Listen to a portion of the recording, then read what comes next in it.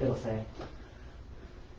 I think it's live. Is it live? Yes, it's live. Hello, everybody, and welcome to Teps Underground, the show where we go in depth on our last investigations and we give you the inside scoop where the cameras didn't catch the creepy stuff that people got to experience. So we'll go around the room here. As you're aware, I am Victor Hardy. I'm Lindsay Pelly. I'm Amanda Cooper. I'm Angela Rowe. I'm Rodney Rowe. And here is our contest winners. They got to enjoy Randolph County Asylum. There we go. So, before we begin, I just wanted to give a few shout outs here. Got to deal with the paper, because I didn't memorize everything. Budget Car Sales of Radcliffe, Kentucky. We have some good news for you all that are watching. When you're going through here, if you take a moment, jot down this number. It's very important. It's 270-319-8007. It's going to ring to a person named Patrick. He is going to give you the hookup on your new ride. We worked with them, and through us, they're going to pass incredible deals to you all. So if you're watching this show, you know you need a new car. The code word is TEPS, right? Yes. Exactly. And Say so- Teps. Just say TEPS. They'll know who you're talking about. If they don't, then you say the people who hunt ghosts. If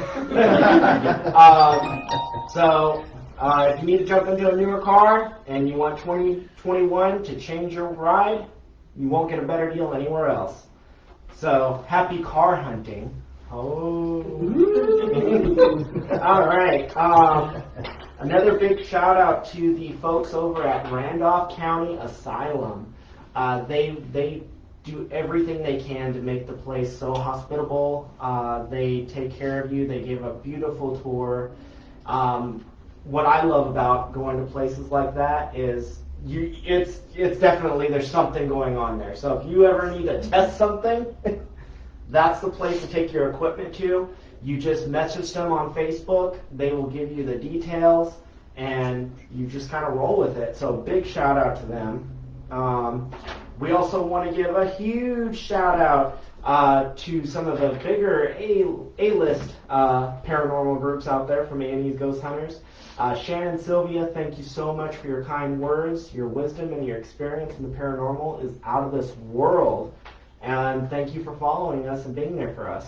Also want to thank Rochelle Stratton and Rochelle and Brian Murray. Thank you all so much for your kind words. It's definitely true. We're in this together, and it's for a group that's kind of starting to get popular. To get like a shout out from you all just means worlds to us. We won't let you guys down either. All right. So, I guess we could just dive right in. So, our contest winners here, we got Lindsay and Amanda. You both got to do some pretty crazy paranormal stuff. Let's start with Lindsay.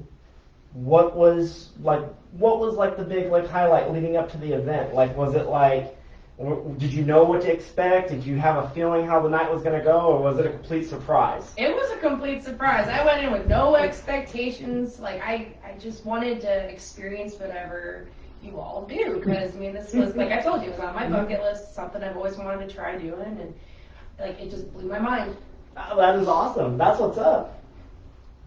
Well, I went in with no idea what we were going to do. I watched some of the shows and stuff, but I wasn't thinking, too much about it because I didn't want to get my expectations up. But, some of the stuff that happened, some of the stuff, it was me scaring myself, but some of the stuff, it was like, okay. And then, plus just hearing the whole history of Randolph County Asylum was really nice because I loved that aspect of it too. And just getting to see everything and, hanging out with everybody for the entire night. It was a lot of fun. Absolutely. No, and it's funny that you all mentioned that. I think we're in that same boat. When we saw the shows on TV, and I think Rodney and Angela could chime in on this. It's like when you're watching it, you're like, "There's no way," and you're sitting there watching the show, and then for at least definitely for me, like once we started doing this, it was like, "Oh wow, that's real." Most definitely, going to Randolph, it was definitely a change compared to the other places that we've went. I still really do not think that any of our investigations can top our Jamestown. And the stuff that we experienced there. Just going to Jamestown and hearing some of the audio that we heard is just absolutely unbelievable. Absolutely. Rodney, what you got? I don't know, it's crazy, looking from the outside in, it seems like a not so big structure, looks like a decent sized place, but you have no idea how big that place is and how many hidden rooms and how many places you can even investigate and all the walking, everything. That place has so many rooms in it, and I mean, it was fun investigating that place. Definitely love to go back one day and try to revisit. It was definitely worthwhile, and I have to give my craziest experiences when I about mosey over coming up them stairs because I felt something behind me and I thought I heard footsteps. And I don't run, but that moment, okay, on top Or of with the bell. That was not cool. Oh my That's god. when even though you were like, no running, you were about ready to take off. it caught me off guard, and we withstood a lot of stuff during these investigations over the last year or so, and I don't think it's, for the most part, I don't think a lot of people are actually scared of what's going on. It's just being caught off guard by certain things. It's not it's not a fear for me, but it's just being caught off guard. Yeah. But I will tell you, there was a little bit of fear inside me coming up them stairs. I'm not going to lie about that. I will tell you, there was just something there that I'm not the only one that felt it. Angela felt it, and I'm not sure if you guys did, but coming up them stairs, it's just like something wanted to chase me up the stairs. Like a pit of your stomach, right? Like, Yeah, it's just something was right there. I just kept looking behind me, and I could have swore I heard footsteps. Whether I did or not, I can't tell you I did or not, but I know I just had this uneasy feeling that something was there. Yeah, when I had to keep looking over my shoulder. I felt like something was always, that's why I was taking the camera and I was like looking back, and then that's clear. We can go that way, because. That's why you like the SLS camera. Yes, I did. Yes. I like knowing that there was detection of some kind down certain hallways. Definitely. Especially with those freaky old school wheelchairs. That just yes, that was scary. Those were creepy. yes, they were very creepy. And we did catch a figure down in that area on the SLS camera when we were on me, you, Victor, and when all four of us was down there. And I really didn't want to sit in that wheelchair, but I'm the guy, the same type of guy that on the other show that I take one for the team and I do whatever I got to do to try to get some activity or something. In every episode, there's always a disclaimer with Rodney. It's like, don't copy what he does. Yes, don't do it. But Standard disclaimer with Rodney. Yeah. do not do what I do. So shout out to our narrator, Joe Monroe. And Shout then out I'll to Joe. hit you up with that narration for the Rodney intro. It's like, we'll just do it right at the start of the show. Do not attempt what Rodney does in the following episode. Exactly. It does, some of the stuff that, we all do to the team, some of the stuff is almost outlandish. Like, I do not want to crawl under buildings and stuff like that, or I don't like looking at mirrors. That's one of my fears is mirrors. That's a legitimate fear for me. It's something that happened when I was a child, but, especially the spider thing. I'm pretty sure if you watch the one episode, you can find out that we do not like spiders in the picture here. Yeah, I don't do bugs, I don't do spiders. But, yeah, go ahead, Angela. Oh, no, with Randolph, tying into what he was saying with the stairs, and it was just one set of stairs. It was just the one set of stairs. And when we were doing our tour, when we were finishing up the tour, we were coming back up that set of stairs, and you were right in front of me, and I was at the very back of the group. Mhm. And like, I literally had to stop and turn around because it, not only did it sound and feel like there was somebody like walking up the stairs behind me. Mhm. And I don't understand it. And he never had said anything to me about it. And I thought I was like, oh, it's, you know, it's just the creepy factor of the building, you know. But then when he said something to me that he felt the same way on that same, and it was only that same set of stairs, I was like, that's odd, Mhm. you know. Yeah. No, I think for me, like, it's a big building. It like Rodney said, from the outside we were like, oh, not too bad. And then I had the pleasure of hooking up, me and Megan, we hooked up with Culprit Paranormal, last minute thing, and we just took off work and we shot down there. And it was just unreal. And I think like having that, like, first, for me going back a second time, it was so much beneficial because I was like, okay, I know these plugs don't work. We're going to need electricity over here. I know this room in particular is Spook Central. Like, I know where the scary buzzer button is. and yeah, exactly. Which surprisingly, in case anybody starts like having looked through, it pushes really easy. Like you don't even have to like push it. You just like barely just like, oh there.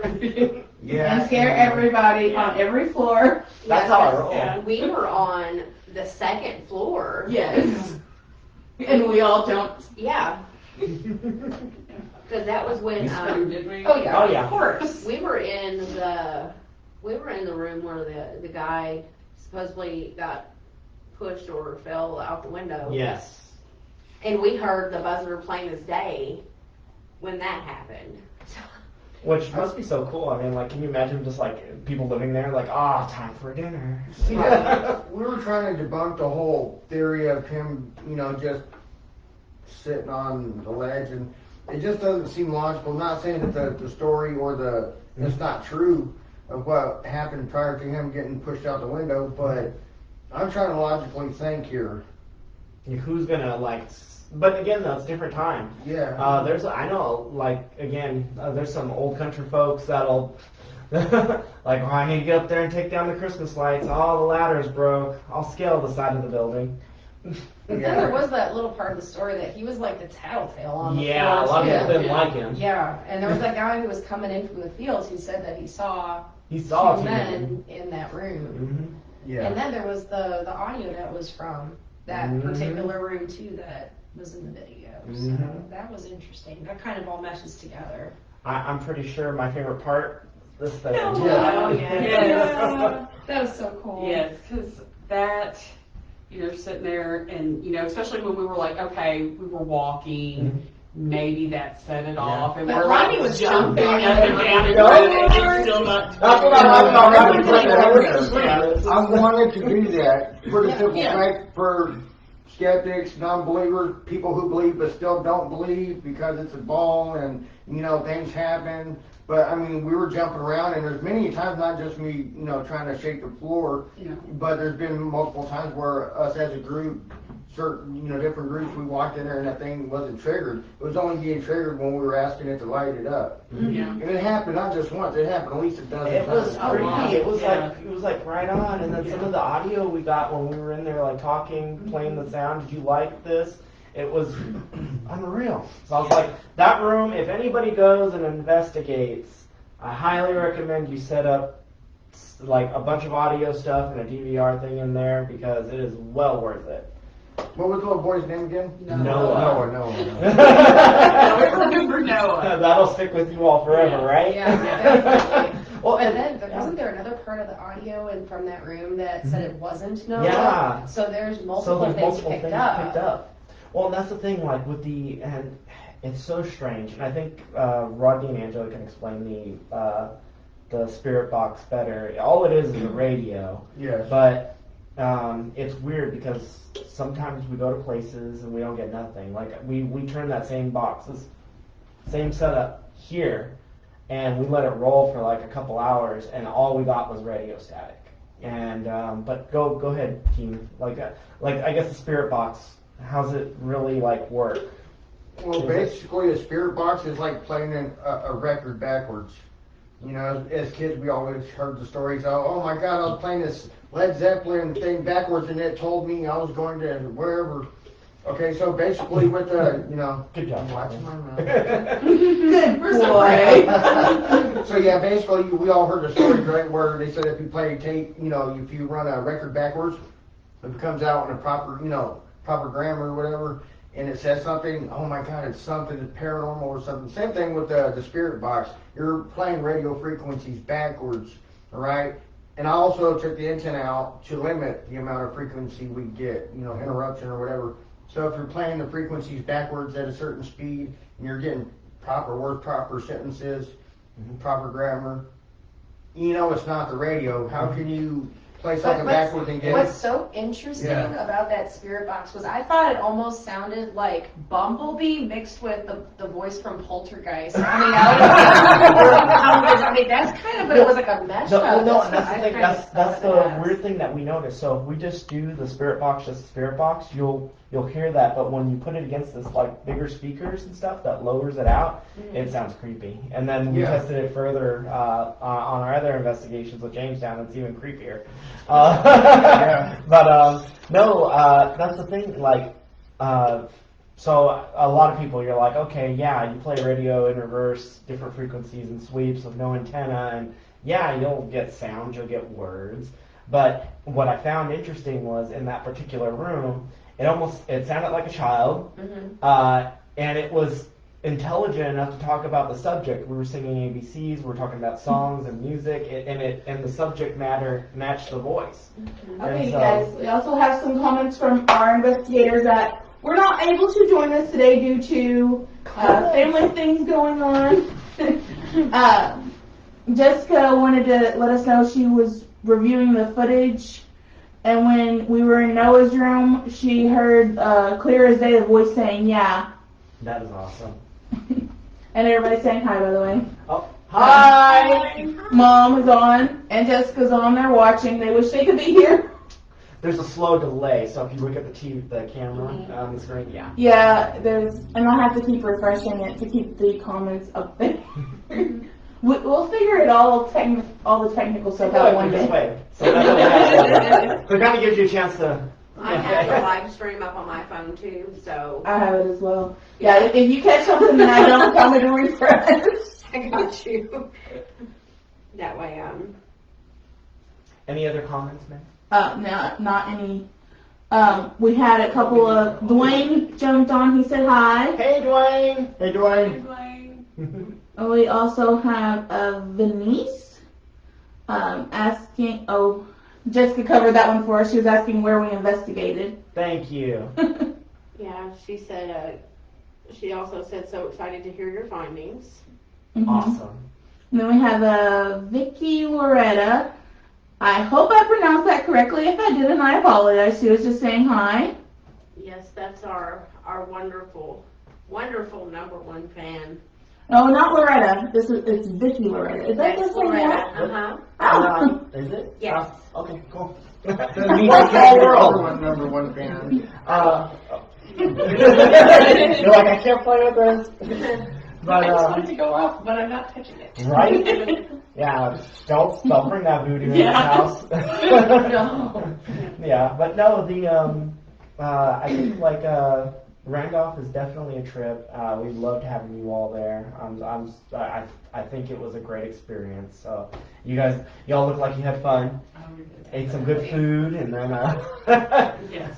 the only problem with those type of places, they're so far away. And it was so cold. It was Yeah. so cold that night. It was, Yeah. oh gosh. I was They like, I wish I got had they got the more. heat on though now. So Oh. if whoever goes investigates now, the day They after they got the heater 2 working. days after 2 we days after. investigated. Oh no! But we don't hold it against you. We still had fun. But Yes. We did. We It would had be an it would be amazing so nice to be able to just go in there with shorts. Yeah.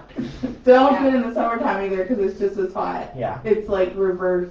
Yeah. And the heat in the air is only in that front area. Yeah. But it's still an amazing place. Oh, yes. I bet we all burnt like a lot of like I should have got like one of those little like step trackers because I felt like we walked all night. Look at my phone because I have like my steps on my phone. Well, I'm telling you, holding that camera out like this Right. for all those hours, I couldn't move my shoulders and my upper arms like that the whole rest of the That's day. what our poor camera. That's what makes So it. I feel you.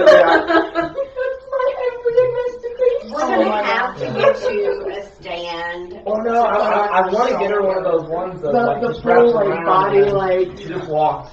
Yeah. I told her I'll take the camera to her like. But yeah, no, that's awesome. Now, did you? I guess aside from like all those, I know we touched base as a team about like the stairs. Did anybody in Randolph County get any weird feelings? Any feelings that we didn't catch on camera? Did stuff happen? I know during setup, like we were going in and out of that room and we were experiencing stuff. But Jessica actually just posted that too. She said that when she was in Noah's room, she had a feeling that of a child hugging her left leg. Yeah. Yeah, she did. I believe she did say that during the investigation, that she did feel that. I don't remember. Did I say I felt something too? I don't remember if I did there or if it was at the other house. I don't remember. I felt it was weird. Right when we were getting ready to leave, I felt like, or we were in the room, there was a point where I felt warm, and it was weird too because I didn't comment on it. And then Jessica and Jason said, "Do you guys feel warm all of a sudden?" And I thought it was like, "Oh God, frostbite's kicking in." Yeah, that was like my only creepy thing. I know in fact, when we were doing the tour and we were downstairs in the basement, when we first initially walked into Ida's room, we had heard the story prior to going there from you and Megan, from when you all went with Culprit. And, I knew that that room was somewhere in that building. I didn't know where it was. And when we first initially walked into Ida's room in the basement, before the lady even started talking about what room it was or anything, I got the most, I don't know, it was like a really heavy feeling in my chest and around like tightness in my throat, and I felt like I couldn't breathe. And that's when I happened to glance up and I seen the broom, and that's when I realized what room we were in, and I was like, oh wow. And after I walked out of that room, I felt fine. And I didn't Jessica say she Yeah, felt the and that's same? what she just commented on. She said when she was in there, she felt overwhelmed while we were in the room where the lady hung herself, like a deep somber feeling. Yeah, I felt like, it just felt like there was like heaviness in my chest and like there was something like tightness in my throat. And it was really, really strange, and so like when we went down there and when we were investigating, I started talking about, how the lady must have felt, being in that room and being locked away. And the same thing when we went upstairs from the room with the jail cell, because I feel like, the more that you talk about, like, the setting and how they could have been feeling, hopefully the more interaction you get. I know apparently Rodney got some not so nice words. Yeah. On the And jail here's cell. the number one rule. Not that I've ever been to jail or anything, but I heard from a friend of a friend that if you have a bed, nobody's really allowed to sit on your bed unless you're asked to sit on that bed, and you definitely don't sit at the head of their bed. It's out of a respect thing. So by us sitting on their bed, that would probably upset anybody. If you just sat down on somebody's bed without asking their permission, that could cause a whole big mess. And that's probably why he's upset, because that's his bed and people are just sitting on his bed and without permission, and that probably upsets him, you know. And just think about this, you know, not just for him, but in the room where the woman who was diagnosed with the same thing that killed Al Capone. Syphilis. Syphilis, okay? The lady who was suffering from syphilis. 200 points for each of you. So you think about it, okay? You imagine being locked away in a room, okay? Mentally, she's not all there because of the sickness that she had diagnosed with, and it's slowly eating at her, you know, and then being locked in a room and nobody's really there. You don't really have nobody to talk to. You don't have really nobody to discuss anything with. You're going somewhat out of your mind because of this disease. Well, and it's night, yeah. It was And just all you can do is look out of a window. People are walking through at night, yeah. It's sad. I've been in some bad situations similar to that, and it's the most helpless feeling ever, because you're at everybody else's mercy. They can come and let you out when they want you to. Situation like that is just really bad, and then plus on top of that, she's got that sickness, so that's times 10.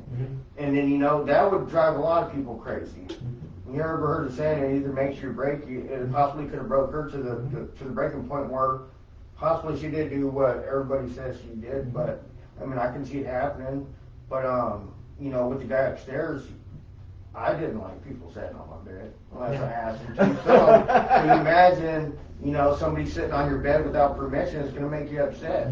No, I don't want you sitting on my bed. Yeah. You know? Well, no, and that's why, and hence why, because think about it, because even other groups went there, got like in that jail cell, sat on the dude's bed, got bad words on your EVP session, so it's like, Yeah.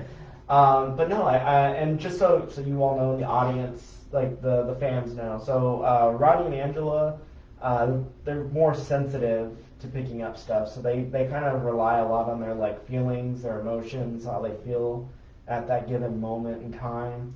I think not at Randolph, but the first time at Jamestown, I think that's when we saw like Angela at her best, because whatever was there was just hated her. Apparently it still does. And it still does, because we went back again, and we'll talk about that episode here in just a minute, but Yeah, we'll be discussing Jamestown and Valley Creek as well. yes. So, but yeah, they, I want, and for you all too, I know that you're a little bit time constrained, so just whenever you guys you're good. But the, yeah, it was just, it's neat to see, like, when Rodney's talking about, like, things, like, again, there's nothing there. It's as empty as this room. So it's like, what is behind there, and what is clearly having like a personification? It has emotions and feelings, and whether it's sweet and innocent like Noah, or vindictive and mean like whatever the heck is that. Sorry, Patricia, whatever's in that vault room. Patricia is watching, by the way. She did say hi. We love you, Patricia. We're Yes, gonna we figure it do. out. I swear, we're gonna figure it out. Her house is an ongoing like mystery, because there's like local corruption, and like there's the possible link to a cold case, and then the odds of us getting both times we went there was Sandy's name. And then what happened to poor Angela, and then it leaked over to Megan and Misty. Yeah, I got apparently, and we didn't hear it until we went back and started reviewing audio. I was asking whatever was there what it wanted from me, because it was like, okay, I'm not the one of the group to ever speak up and say, you know, like, hey, come touch me. You know, be very provoking. I don't know what happened that night, but those words came out of my mouth without me even realizing. She didn't realize until after she saw the footage, like listening to the audio, because she was like almost like in a trance. I went from this laughing, cutting up, happy person that night to, I was like, I don't know, it was like something grabbed a hold of my soul and turned me into like like I had hate and anger inside of me that I couldn't get rid of. And like you could go and watch the footage and you could see from the beginning to right after I was like physically stuck staring into the portal box, my whole entire attitude changed the entire night. And whatever was there, it told me it wanted to kill me. And we did not realize that until we went back and were reviewing the audio. Every time I asked it what it wanted from me, it told me it wanted to kill me. And it was only like physically or spiritually trying to attack us females. Yes. It wouldn't mess with any of the guys. Even like I straight up, again, I'm not afraid of anything. Like, so I'm straight up like, come here, I want to feel you, mess with me, I'm your target. And it straight up says, I don't want to scare you. It wants to scare women. Plain as day. You know, the whole theory, we came up with the theory that, the reason why the women were attacked and provoked than anything else, that I will not mention. But there's specific areas of that house that women are not allowed. And I believe that's the reason why the women were more provoked than anybody else, is because they were in a room where they were not allowed and did not have permission to be in that certain area, and that broke, certain traditions and stuff, and that's why whatever it was upset and it was trying to chase you guys out. And with the whole, I'm a big believer in God, and if you don't believe in God, that's okay too. Everybody has the choice to believe in what they believe in. But for me, I believe in God, and the reason why I pray a lot when, out loud or whatever, when we do these investigations, is because I want to see what's there. If I'm speaking about God and you're getting upset with me, that's giving me an idea that you're an angry person or possibly evil, whatever you want to say, whatever theory you want to come up with. But if it's not provoking something by saying them types of words or praying to a certain God or whatever, maybe it could be possibly a trapped spirit that does not know how to cross over to the other side.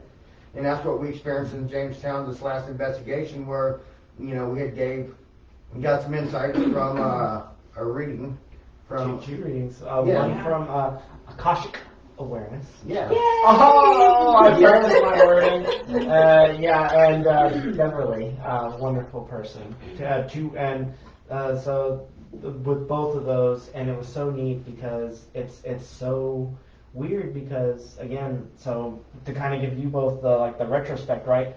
So going into a place like Randolph County Asylum is like, okay, we know that there's going to be certain hot spots here, and there's kind of like a baseline, right? That we know that X, Y, and Z is going to happen, and then we know what to do.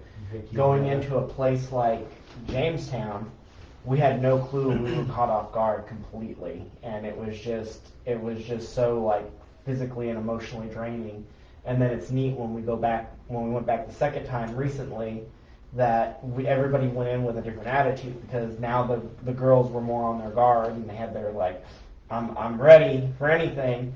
And it was just neat because the audio that we caught from it, again, to go back to that personification of nothing in the air, it remembered Rodney. Every time he would ask questions and he would like kind of push the buttons, it was like, F you, Rodney.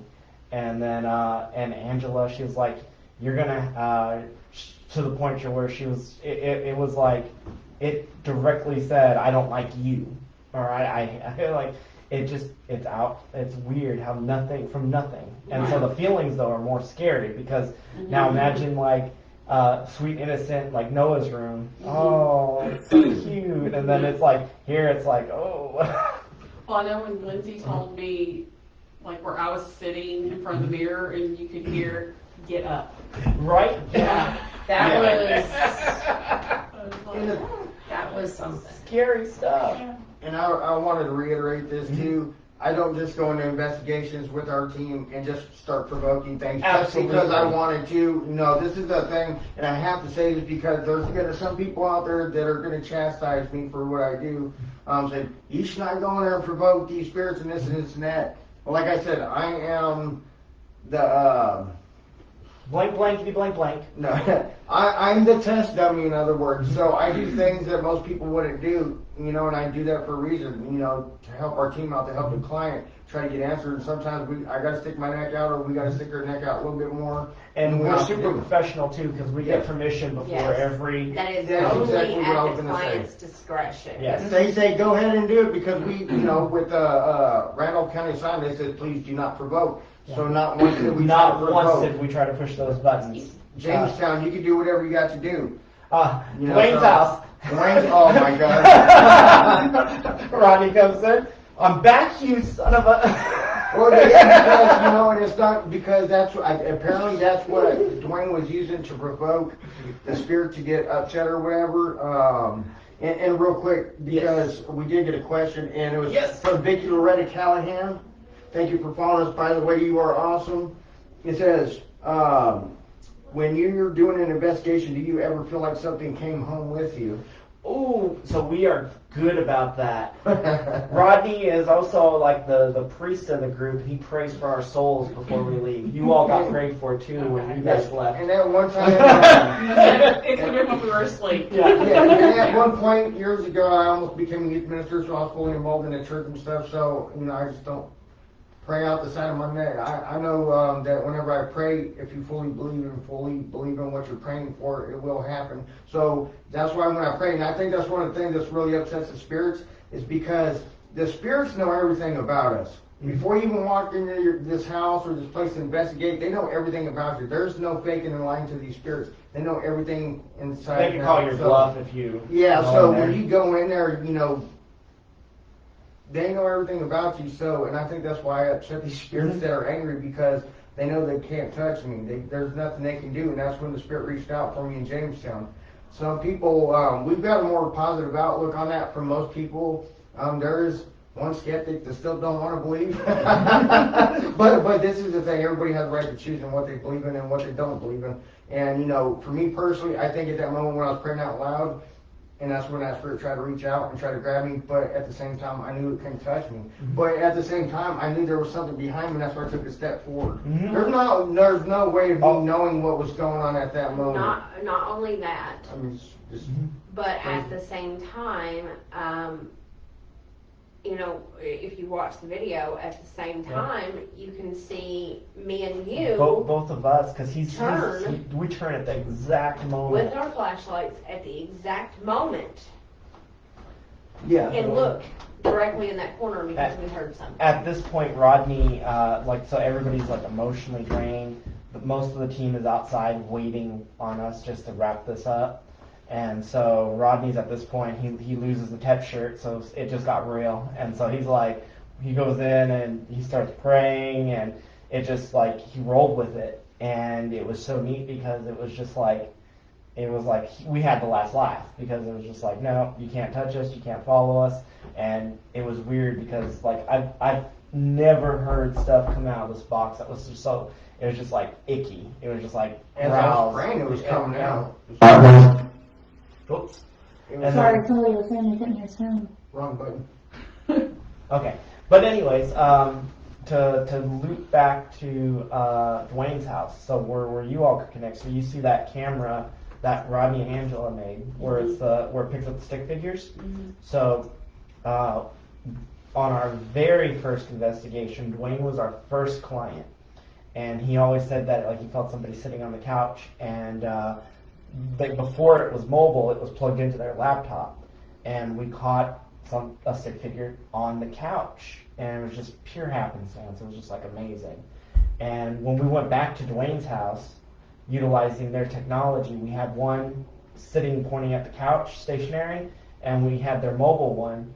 And it was just so neat how that technology works, because I know that we debunked some things. So like in the attic, if you hang it, or if you pointed at a certain thing that looks human, yeah, it's going to pick up a stick figure. But when it's nothing, Yeah, like the kitchen. the kitchen, Yeah, the kitchen when the thing climbed up the wall and went Yeah. across. I mean that Well, and then Nothing. the mirror thing The again, mirror, too, too. like right beside Yeah. me. that was unreal. yeah exactly. And that's where it's like, it gets this, it's like, wow, so now we got like these little pieces of technology. Now with Dwayne's place, it was almost sad because when he left, whatever was there, we actually caught it following him on the camera. Rodney got up, followed like Dwayne to the kitchen when Dwayne left, and the thing stood at the door and just kind of waved by and then disappeared. So, love it. Yeah, don't want to bring that in my house. I'm not curious to see what is Right? around. Yeah.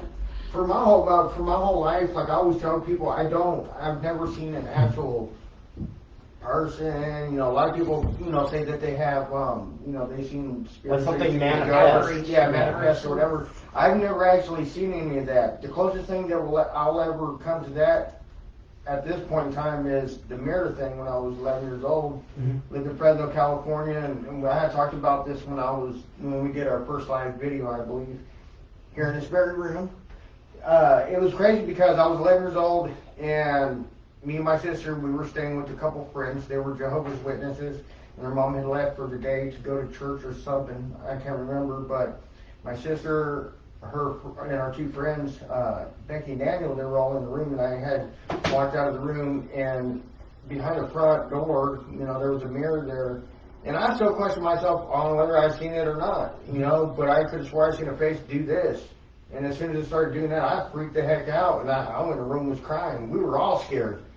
But, you know, ever since that moment, like, not to bring up my ex-wife and stuff, but I would literally cover the mirrors. I would get thumbtacks, and I would cover the mirror, and people were like, what are you doing? I don't like mirrors. When I use the bathroom, I open the mirrors up to where they're facing the walls. I don't like them because of that. And another thing is, with the mirror things, is Catholic people that follow their traditions, being Catholic, whenever they're having a wake or a funeral, they cover mirrors. And the reason why is because they believe that their loved ones who they're having a wake for could be trapped in that mirror. Wow. So that's it. If you ever go to a Catholic person's house and their mirror's covered, they're probably having a funeral somewhere for their loved ones, and that's why they do it. And I just don't like mirrors. I don't like mirrors. But everywhere I've gone in life, since I've been a little kid, I've had situations happen everywhere I go. I don't care where I go. I love how mirrors keep popping up in our investigations. There's the mirror in Randolph and the mirror in Jamestown. They're like creepy old mirrors. And we always show push up Rodney. where We're like, Rodney, Yeah, there's your mirror. I don't like it. It's the most uneasy feeling for me personally. I don't like them. I hate them. But like I said, you know, I'm willing to face my fear in order to get some evidence, some proof of what might be going on at that property. And I don't like mirrors. I don't really like them. And she's like, I want to put a mirror here, a mirror. No, we're not doing all this. We're not doing all this. But at the same time, it's just an uneasy thing for me to deal with. Yeah, I have a body mirror at home, and if he's ever at home and I'm not, I come home and my mirror's turned around backwards. So, yeah. So, what do you all feel about mirrors? You're going to cover up your mirrors now? No, women love mirrors. Women love mirrors, so they're probably going to add like 3 or 4. Not this one. I was gonna say. I hate I mirrors. don't like I mean, half the it. time I just don't like looking at myself.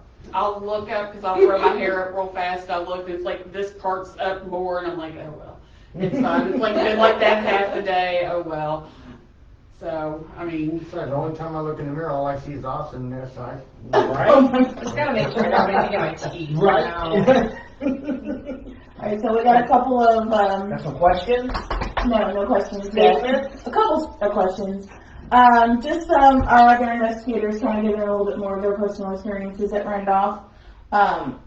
Misty, my mom, she said that when she went out to smoke, she was standing on the stairs to the basement, with her back to the stairs to the basement, and she felt like someone was watching her. And then Jessica and Jason were in the jail cell, and they both saw something, and we all know because we were in there, we watched them react, and they both looked at the same time. They said neither one of them know what they saw still. Then we had, I think you keep pushing volume buttons on the thing, Megan. yes, sorry, it's not scrolling down. Vicky Loretta said, when you're doing an investigation, do you ever feel like something came home with you? Yeah. Oh, very Yeah, we just Yeah. answered that one.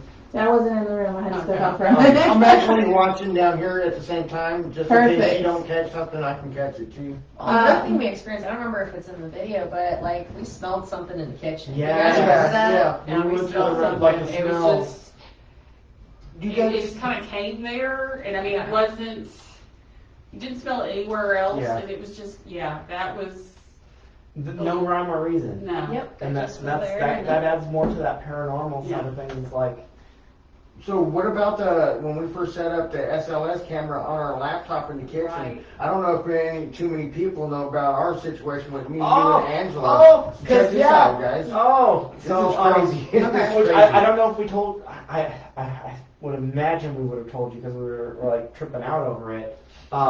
We didn't get the thing up on time, so we set up the laptop, and we were getting it set up, and we were just standing there, and then I'm sure you've all used a laptop before. You have to use the touchpad to move the mouse. You click, you open the program. Well, as we were setting it up, it was just like, okay. And I think this was we pre-formatted, so we didn't format your all stuff yet. So it's still Yeah. the old thing. So we were like, oh, is the laptop getting any trouble? And we were about to open up the stuff, and you can see the mouse as if it's going across the thing, and then somebody's clicking on it, and then they're trying to open programs.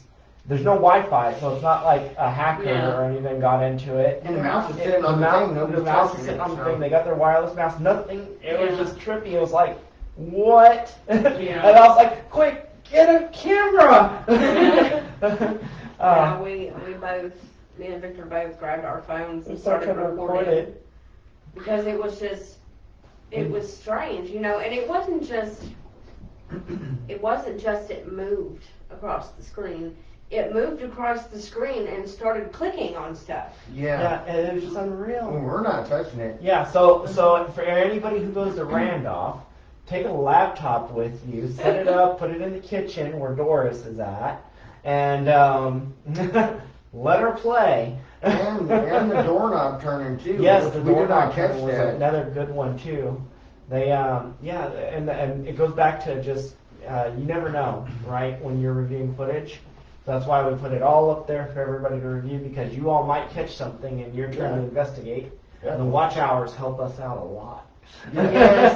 Did you guys, like, in this whole the whole Randolph County Asylum situation, was there any moments in that building that caused you to feel, you know, like depressed or anything like that, that made you feel like almost to the breaking point, like of tears or anything?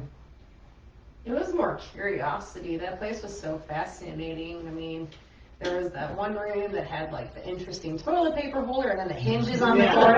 It was so cool. Like, and having you guys around really helped us, like, it helped emotionally support. Yes. Yeah. Because like if we were just there by ourselves, like I know I would freak myself out. Yes.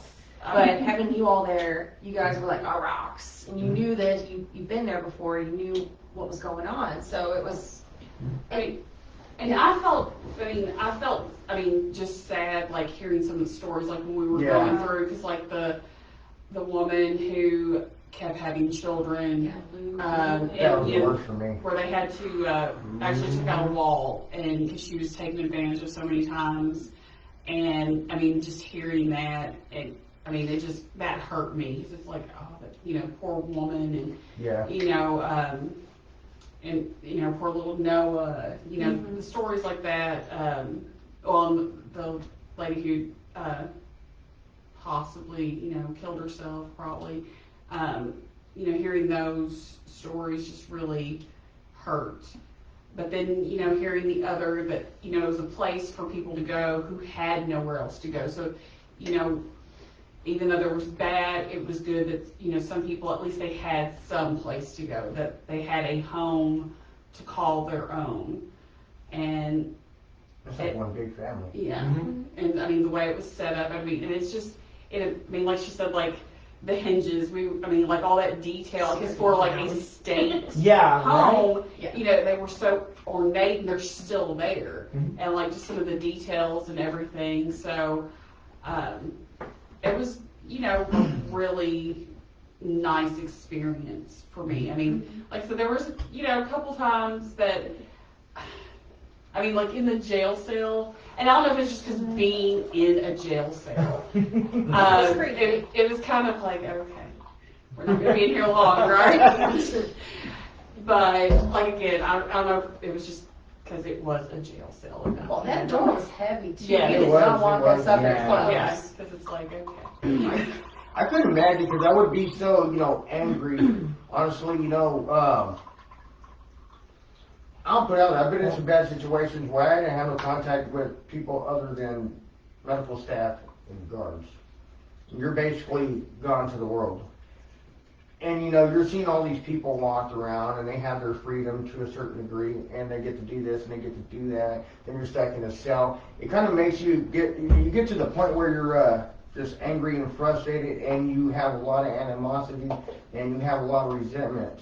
So you imagine all that resentment building, up during that time that he was there. Just that situation. And then you have the lady who was assaulted multiple times. Like, you imagine being in that situation where you're stuck in a room and you're surrounded by all these people That get to come and go. in this 'cause it's house not like come it's and hidden. go, and not one person decided to stop and rescue that woman, so she continued to get beat and abused by the man who was supposed to protect her.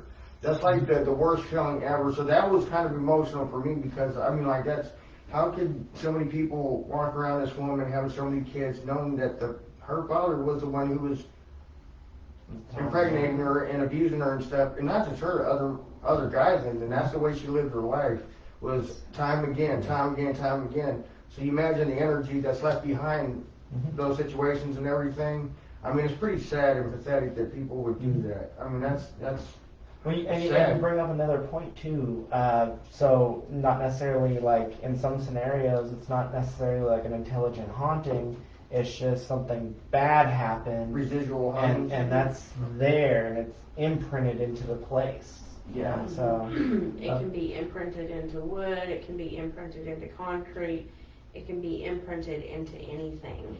And therefore, that's why you don't take objects from supposed haunted places and take them home with you. because you're taking that bad juju. Yeah, so because people do that, they're like, oh my God, like in one situation where the people took the tombstone and they thought it would be cool to take this piece of this tombstone home with them. Next thing you know, they got all this bad activity starting to happen after the fact. And then like once it's done, 95% of the time it's done. There's no going back and saying, I'm sorry, you desecrated somebody's grave possibly, or, and it's not just desecrating their grave site, their headstone, but what type of individual was that person in real life before they were buried there? So were they an angry person before the fact? Now they're gonna be even And more after the angry fact, you after done went and it. took their gravestone and you did this or whatever you did to it, even though you didn't harm it, you still took a piece with you, and there's no going back. So have to be careful with what you kind of dive into, what you take home with you, because it can be very dangerous.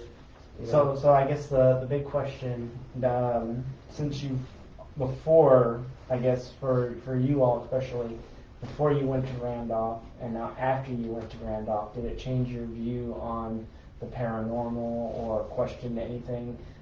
Did it open more questions or did it open your mind to more possibilities? Well, I've always thought that there's stuff we can't explain. That there is another side. I know there is, even if I don't always experience it, I do believe, in the afterlife, and that, some people are going to be more prone to feeling things than others. I've had people in my family where they've seen things, where stuff has happened to them. I know I've kind of caught on video before some things I can't explain. But this, I think because I got to experience something I've never got to do before. So I think it just made me see that, yes, there is more than I even knew. And especially getting to see some of the equipment and how it works. So I really like that.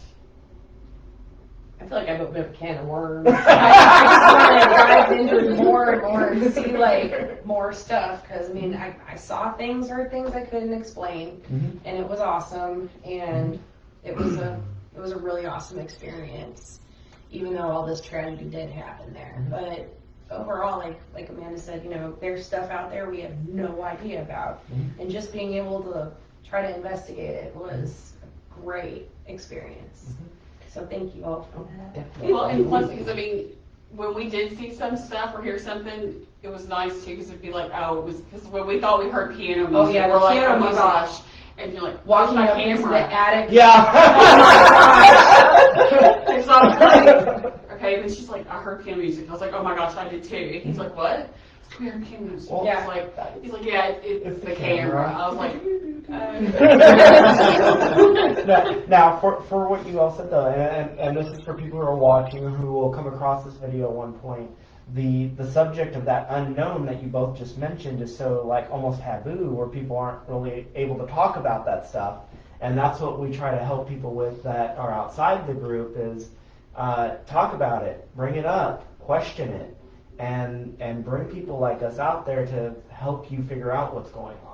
I think Dwayne was like our perfect example of that. Like he had something going on, he couldn't explain it, and everybody who brought it up to them thought he was crazy. And then once we got in there, it's like, well, sure enough, you're not crazy. Here's all your evidence.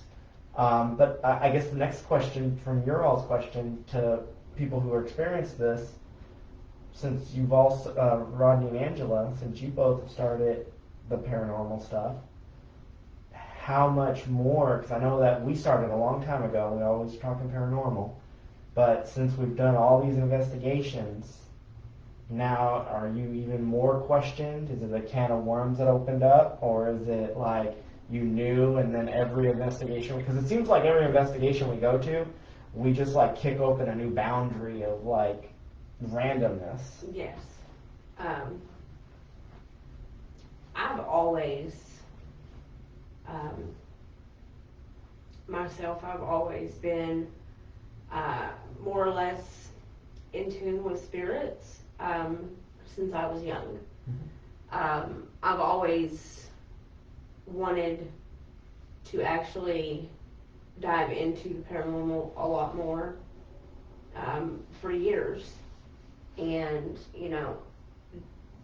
being a part of this group, that's made that completely and totally possible. I've, like I said, I've seen my first spirit when I was 7 years old. I've had multiple paranormal experiences over my life, and, it intrigues me, and I don't think, for myself, I don't think there's a limit that I would go to experience more. I just, I love contacting spirits. I love talking to them. And I really love when I get to hear their responses. Even some that are not pleasant.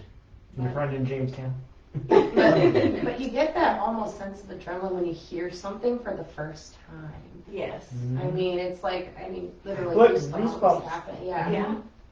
Well, and that's the thing with like, so the technology that we bring, which it goes back into that, is so traditional, right? So if you go and ask questions to the unknown and you just got a tape recorder, you got to play it back. And so what we're trying to introduce is technology so they can interact and we can actually try to hear. And that's we're still working out a lot of the bugs because it's such a unique thing, a lot of gizmos and gadgets, but it's so neat when you can hear and almost make it out and then you're like, I'm pretty sure you just said something. Is this what you said? And then you hear, yeah. It's like, oh. Okay. Go. Don't forget, we got our other investigators that are Yes, our kind of virtual investigators. What do we got to say? Jessica is letting you know that this experience made me want to know more, and she is a believer in unexplained things. She also had a comment about the mirrors. Oh, nice. She said, mirrors are my enemy as well. We lived in an old house. Don't know the history, but when I got out of the shower, there was the most demonic face etched in the steam. Very freaky. Nice. That's creepy. Another person who doesn't like mirrors. Yeah, I'm gonna tell you, like for me with the whole investigating thing, kind of an emotional thing for me because honestly, with some of these spirits that are trapped, some don't know how to get out. My main goal is to be able to get to that certain point where I could actually talk to them and help them move on. Mm-hmm. Kind of like a Mr. Copy type of guy, if you guys know who I'm talking about. Yeah. He's been around Pretty for a much. long time, along with Right. Miss Warren and her husband. They were around for years Oh, upon years upon okay. years, and they were one of the original. The Warrens were one of the original people that ever investigated the Amityville house in New York. So, like, getting to be able to get to that point, like, the more sensitive side is coming out, and like just day after day, I'm doing stuff, and she's like, "What the heck?" The other day we were in the room, and I just randomly got up to do something, and I threw the mail on the bed. She's like, "I was just getting ready to ask you that." Or the day that I looked at you and said, "If you want my subs, just ask me for them." Yeah. And he's just like, "Dude, get out of my head." Side note for everyone, that goes loops back to our original thing. What I've noticed, looking at these two, looking at her, and myself, and then so when you all just experienced Randolph, the more you experience in the paranormal, and I think all of us can agree on that, you start triggering stuff internally.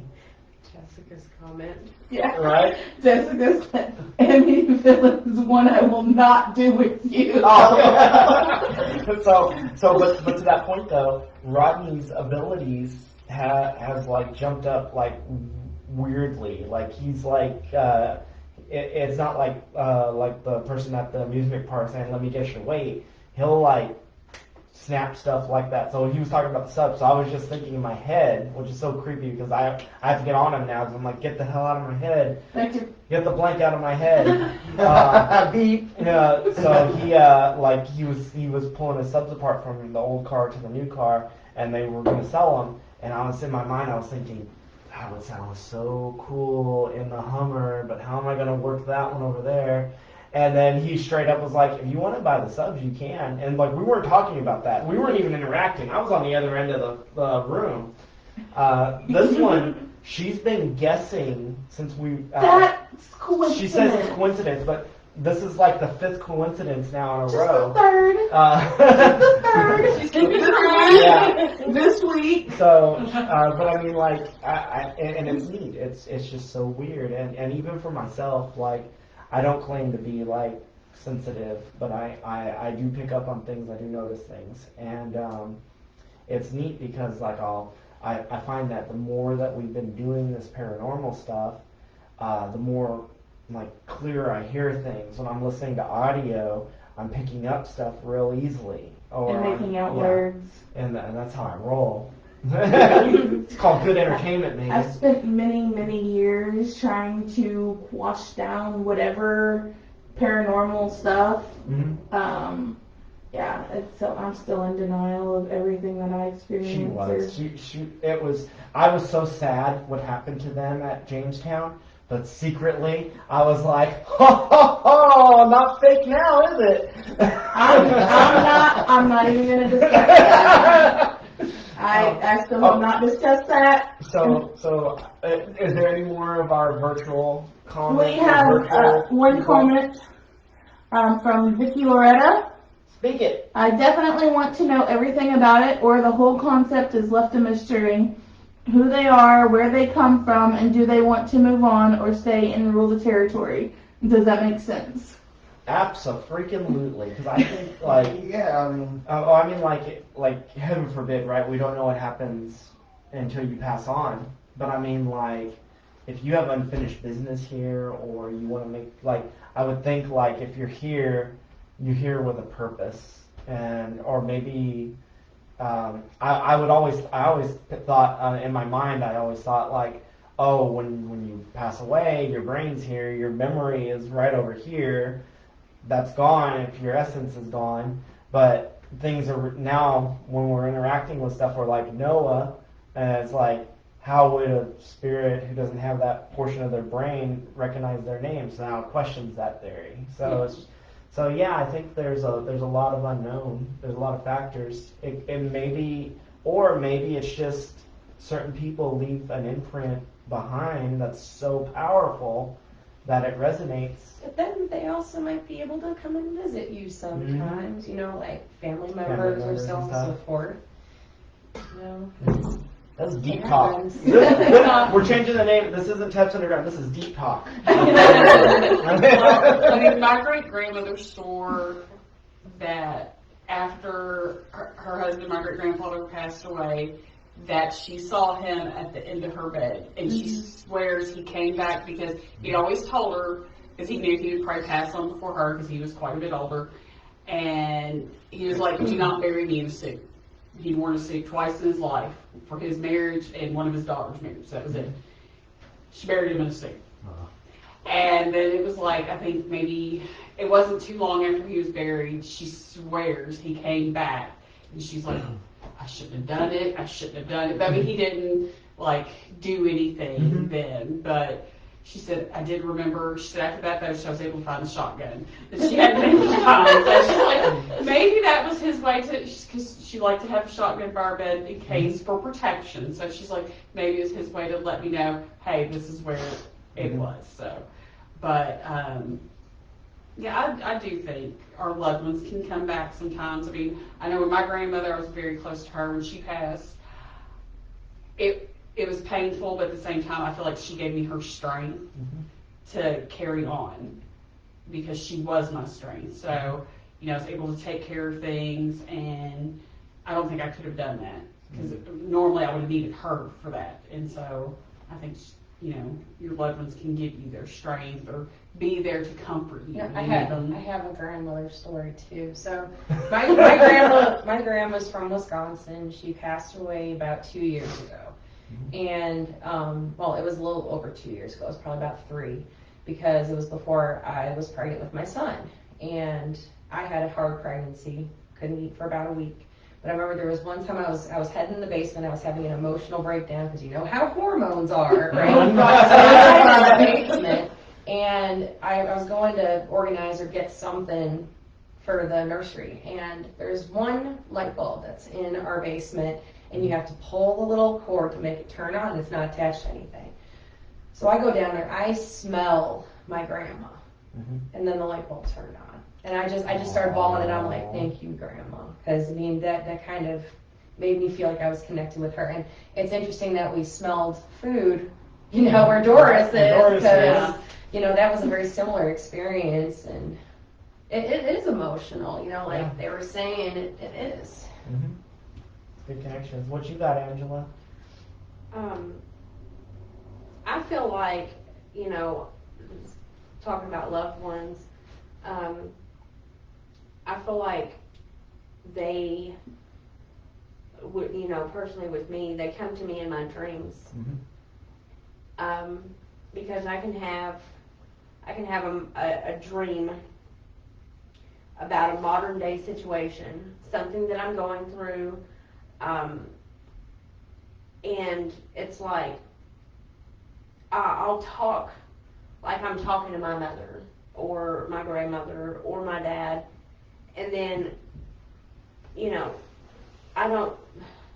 it's like when I go to sleep that night, it's like they come to me in my dream like they're here in a modern day situation, and it's like they're talking to me, even if it's not even relevant to the situation, but they're talking to me, giving me advice about something.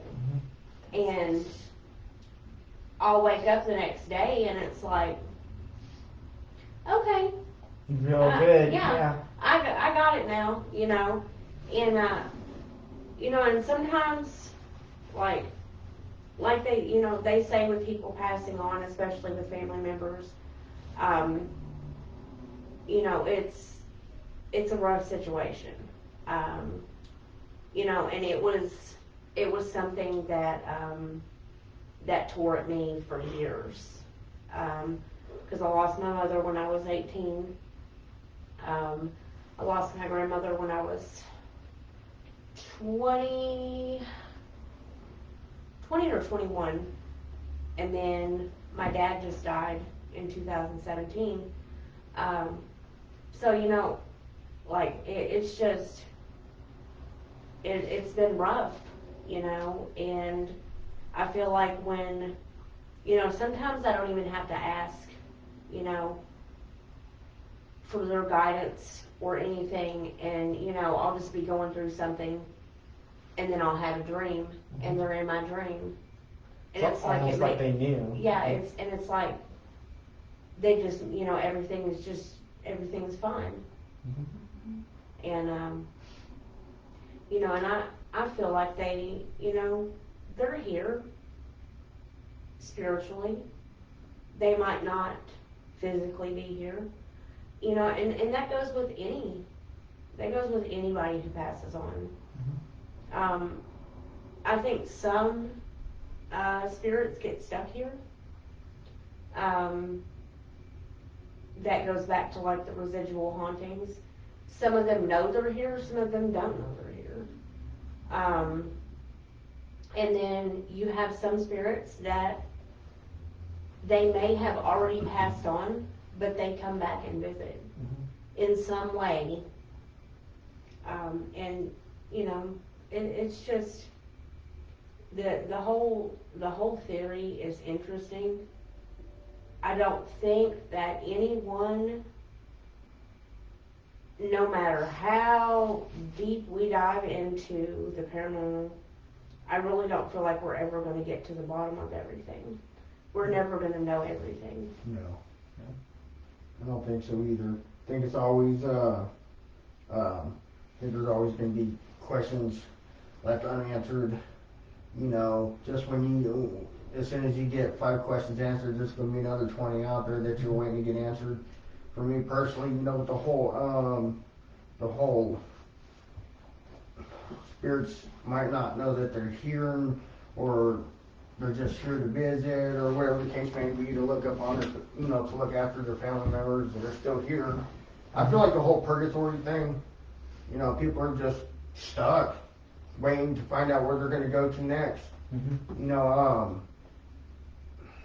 You know, then you got, I believe there's some evil spirits out there that just refuse to go.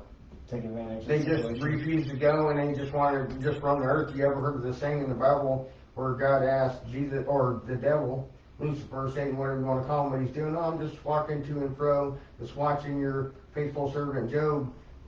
You know, and he says, if you let me attack him, you know, the case or the story goes on and on. But I think that's what some spirits do. They're just like this evil little being, the spirit that likes to walk around and antagonize the living and just cause a lot of corruption and stuff, because that's what they did here while they were living, and they continue to do that now. Now, it's interesting you say that, because I've been doing this Bible study thing. Mhm. Like, after going, I've been really interested in, like, the beyond stuff. So I have been reading the Bible and everything, and I'm reading Job right now. I love that book. It is great. But another thing that they kind of talked about is that the fact that they're, out of all God's angels, a third of them have fallen or done something against God, so he sends them down here. So what happens after they die? Are they the ones that are here and, like, loathsome and these evil spirits? Like, is that maybe them? I don't know. I don't know. How do you know? Maybe we are living in hell, our own personal hell. And we're not released until he allows us to be released, and then we go wherever he decides for us to go. For me personally, this is hell to me. I mean, you watch everything that's going on. The world's burning down. People are at each other's throats. I mean, so, you know, this is a homecoming for some of these evil spirits. They're living amongst us, and they're watching everybody do everything that we're doing today, and they're loving it. And, you know, that's why sometimes when you go to these houses, these Randolph County Asylum, you know, this is a field day for them, you know, and they're antagonizing the good spirits that are stuck here. Like the whole situation when you got the reading from the psychic that had contacted you about the woman who was afraid to cross over because of her own personal choices while she was living here on earth. She was afraid that God would accept us. But like I said in our prayer, that once you see God, all is forgiven. He forgot already. He's done forgave you already, so there's no more judgment. I mean, cross over, you're free to go, and anything that's telling you that you can't go over is not good, because when you think about it, God forgave you for all your sins, so therefore, he forgot. You can move on now. And anything that's telling you that you cannot move on because of your personal choices while you were living, it has nothing good to do with it. it's just something that's gonna keep you in their misery, so, I mean, that's just. Jamestown's a very emotional place. Yeah. full of Lots of everything. different A lot of emotions different too. emotions. Not just one emotion. You got some that Yeah. felt anger, some that felt sadness, some that felt Different, like, fear, voices. some that felt, a lot of different things going on. And the house is just a big mansion and it's trippy, it's scary. But I guess to chime back in, so let's go ahead and follow back through. So we returned to Valley Creek Road. So we went back there. That was our first investigation. We went back there with new technology. The thought process was, I think Dwayne left that place. So this was a gentleman who lived there.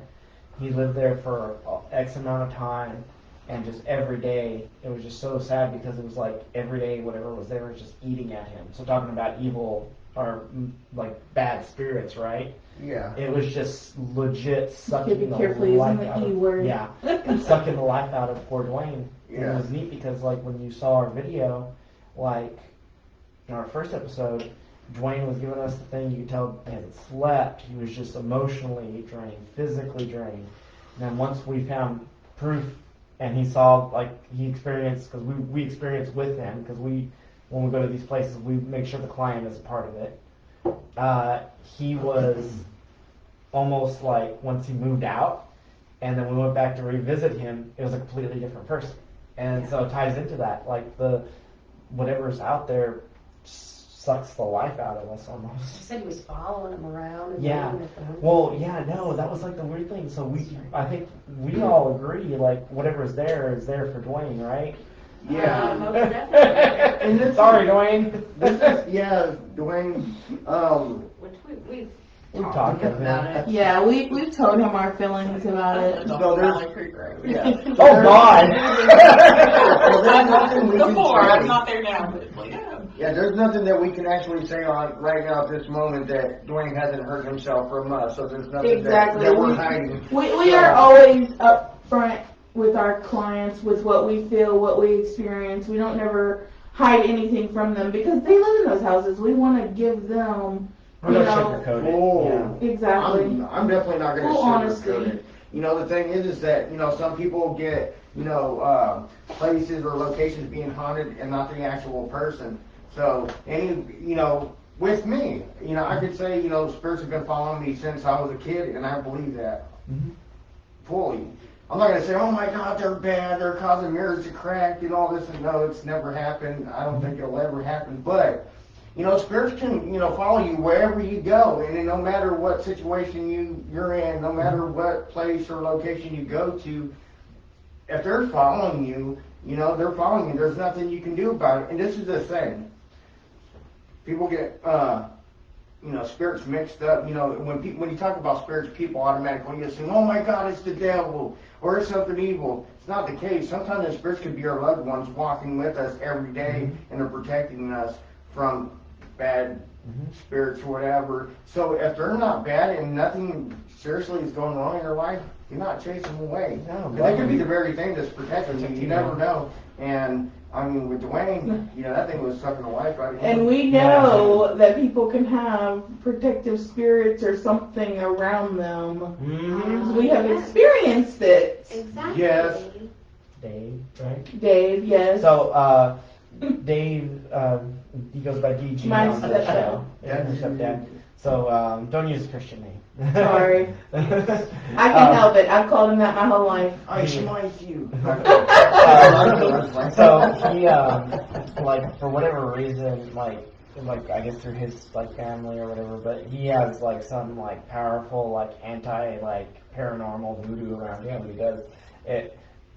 Very little stuff happens around him, and then when he steps out of the room, then stuff starts spiking up. And we actually tested caught that. that. When we went to Jamestown, he And- went back with us when we went back. One of the voices said, because we were asking it, why aren't you talking to us now? And it said, not with Dave here.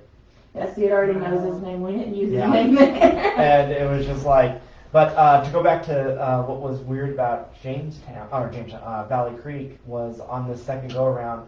So you all know like the camera that does the stick figures, right? So Dwayne was sitting on the couch, and that same couch, a stick figure appeared on the couch, and it was sitting on the top of the couch, and instead of interacting with like the other people, it was actually just rubbing his head. Dwayne just commented, by the way. I was trying to get his attention. He wasn't paying attention to me Okay, already. so I was talking about like the most, as a group, Sorry, we were Dave. fortunate enough to see so many weird stuff, but that camera, as you can tell, you got to at least stand in front of it, right? You got to Yeah. make a figure.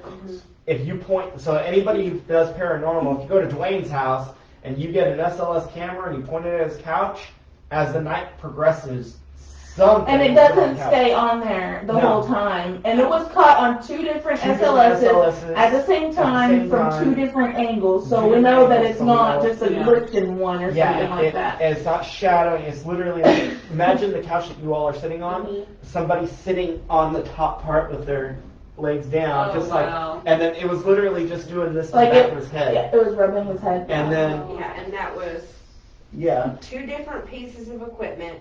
One is the mobile SLS, which is built with a Xbox 360 Connect camera. it's an old, the older The camera, and then the Other Xbox one that was stationary Microsoft. is an Xbox One One, camera. Mhm. and they both run off of different Software. Connect software. Which is free, by the way. So Mhm.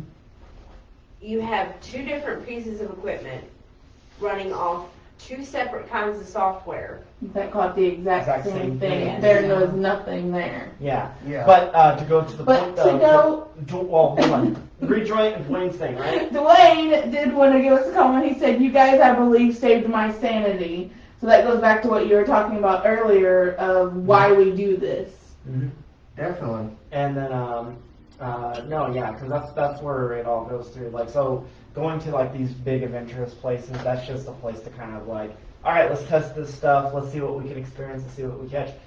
When we go to clients' houses, it's so neat because I think with all of the clients that we've helped, we've made like an emotional bond with them because Most definitely. you have people who've experienced something and then they have no one to share it with, and then when you bring people into your house and I don't want to dog any other group or say we're the best, but I mean We are awesome. we're There's very a lot of professional. We've heard so many big horror groups stories out there, about other groups. but there's a lot of other groups that don't take it as serious and definitely don't Yeah. have the level of professionalism that we try to maintain for our We group. saw that, and you guys said, you know, you do this to help people, Mhm. Exactly. and that's definitely seen. You know? Mhm.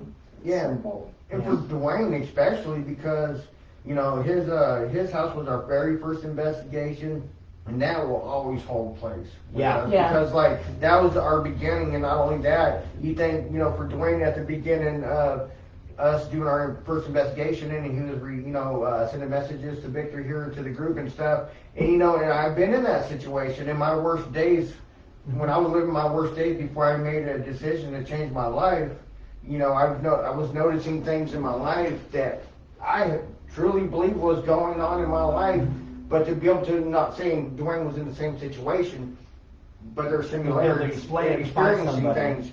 You know, I've had, and it just tears you up. Like, it takes you to a whole new level of not doubting things, not believing in yourself. Maybe you are crazy because I've seen a UFO a couple times. I've seen, things happen to me, you know, and during my worst days, you know, my deepest and darkest days before I changed my life, I have to, oh, you're crazy. You're just this, you're that. And it made me so freaking angry. I got to the point where I didn't even want to talk about it anymore because it just made me feel like crap. Excuse my language, but it made me feel so down. And then I can see where Dwayne and some of these other people are coming from because I've been there. Some of us have all been there, you know, and to actually have somebody come in and actually share the same stories, similar stories, Believe to actually you? believe in you, Yeah. and sit there and give you the time to sit there and let you speak your mind on what you're going through then, you know. Dude, I get that too. I used to live in Chicago. I was driving to work one day. I see 3 objects in the sky hovering. Mm-hmm. There was like 2 triangles facing each other and a ball in the middle, all zoomed up into the air. I'm on my cell phone the entire time with my mom explaining to her exactly what's happening. Does she believe me? No. She Yeah. believes it when a pilot saw the same thing and it was printed in the newspaper the next day. So I mean, like, just having that recognition for some people, I mean, I could see how that's so therapeutic. Having somebody believe you, having Exactly. somebody just listen to you and not be like, okay, that's not real. Exactly. So we are listening to you right now, Megan. Thank you. You're welcome. I hope you guys are good. I go through this every live event, trust me. It's a vicious cycle. I try to make sure I keep up with everybody's comments and questions and everything, but, you know, we all like to talk as well. Patricia commented on you and you were talking about our clients and the emotional bond. And she said, emotional bond, yeah, I want to adopt all of you. We're moving next week. We have already, like, adopted her as our family. She is the sweetest, absolute sweetest. We love you, Patricia, very, very much. That's what Dwayne, Jamestown, everybody, Kentucky. we all love every one of you guys. You know, and with me being the case manager, you know, and I'm usually one of the first to contact these people that we do these investigations for. And, you know, for a lot of people, it's hard for them to talk about these things. It's hard for them to open up because they're afraid that people are going to think they're crazy. You know, and I develop, it's almost like an instantaneous bond with these people because, you know, I get to talk to them and I get to tell them, you know, hey, I believe you. You know, here's some of the things I've experienced, you know, since I was a kid. You know, I believe everything you're telling me.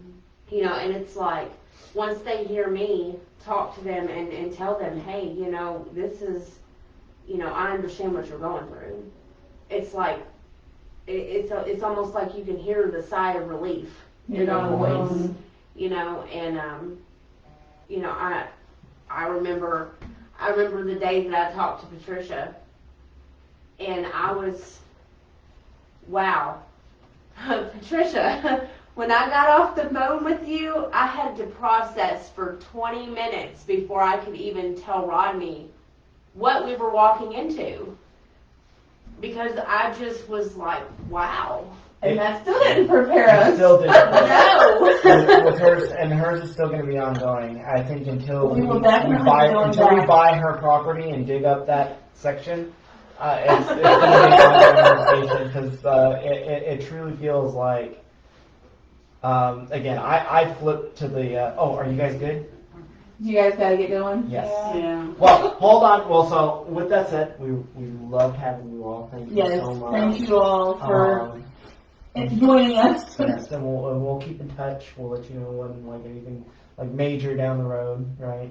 And so I would love to go again. Yes, to something, definitely. because I mean it was eye-opening, it's right? experience. Yes. Well, I definitely think that we all agree that we would love to have you guys for another investigation. Yeah. So, We'll keep you posted. All our stuff's up in the air right now because we don't we're have very anything locked in at the moment. So I know for sure we have some big places down the road that we're definitely going to need help with. We're working on some things, but nothing for sure.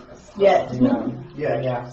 Unlock more abilities into the unknown. Well, 'cause our husbands keep telling us we need to get out and do stuff. Yeah. Right?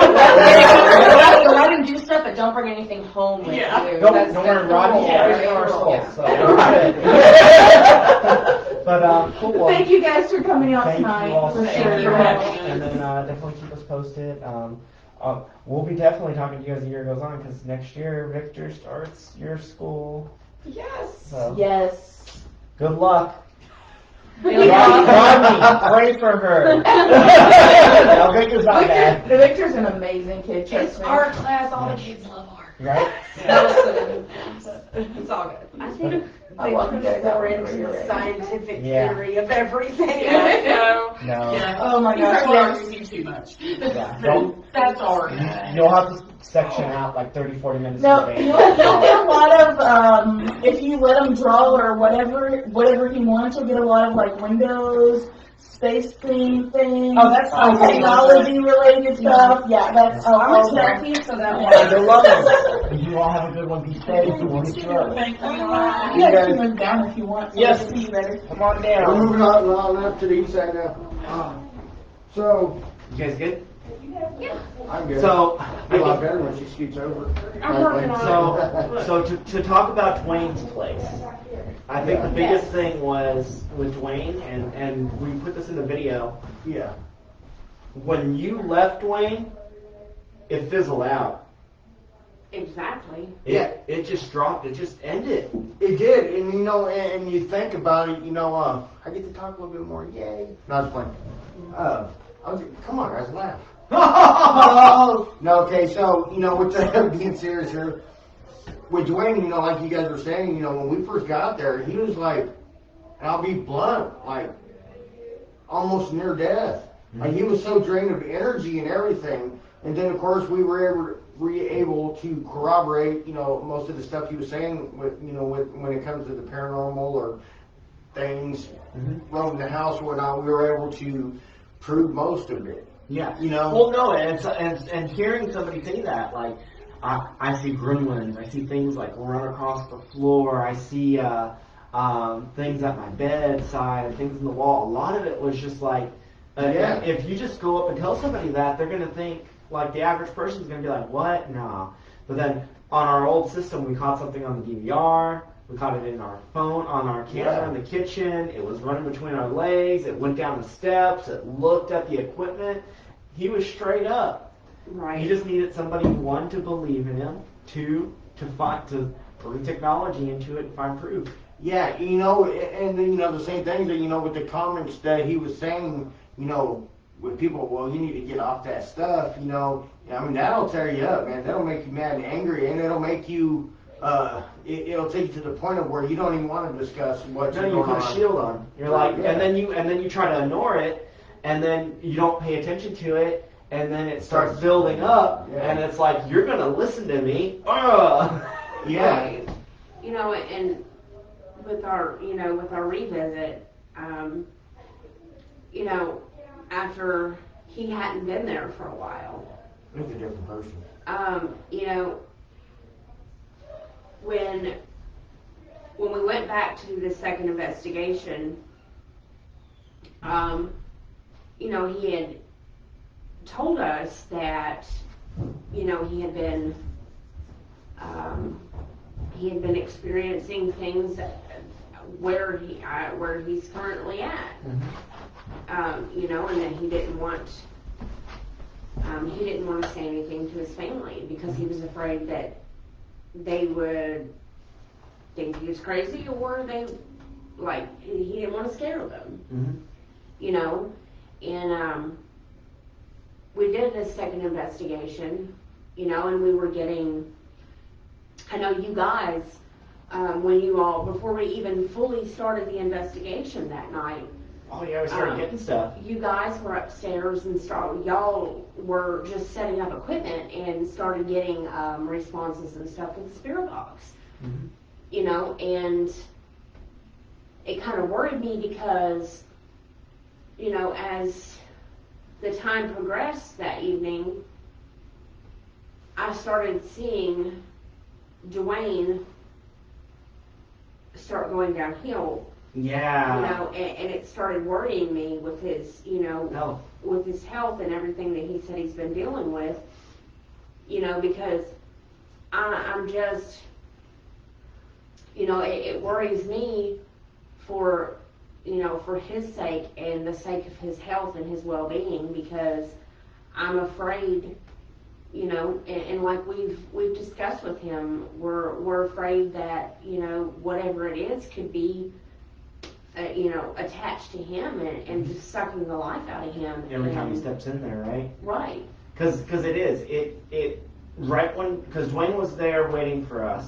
He had everything open. The second go around, we returned to Valley Creek.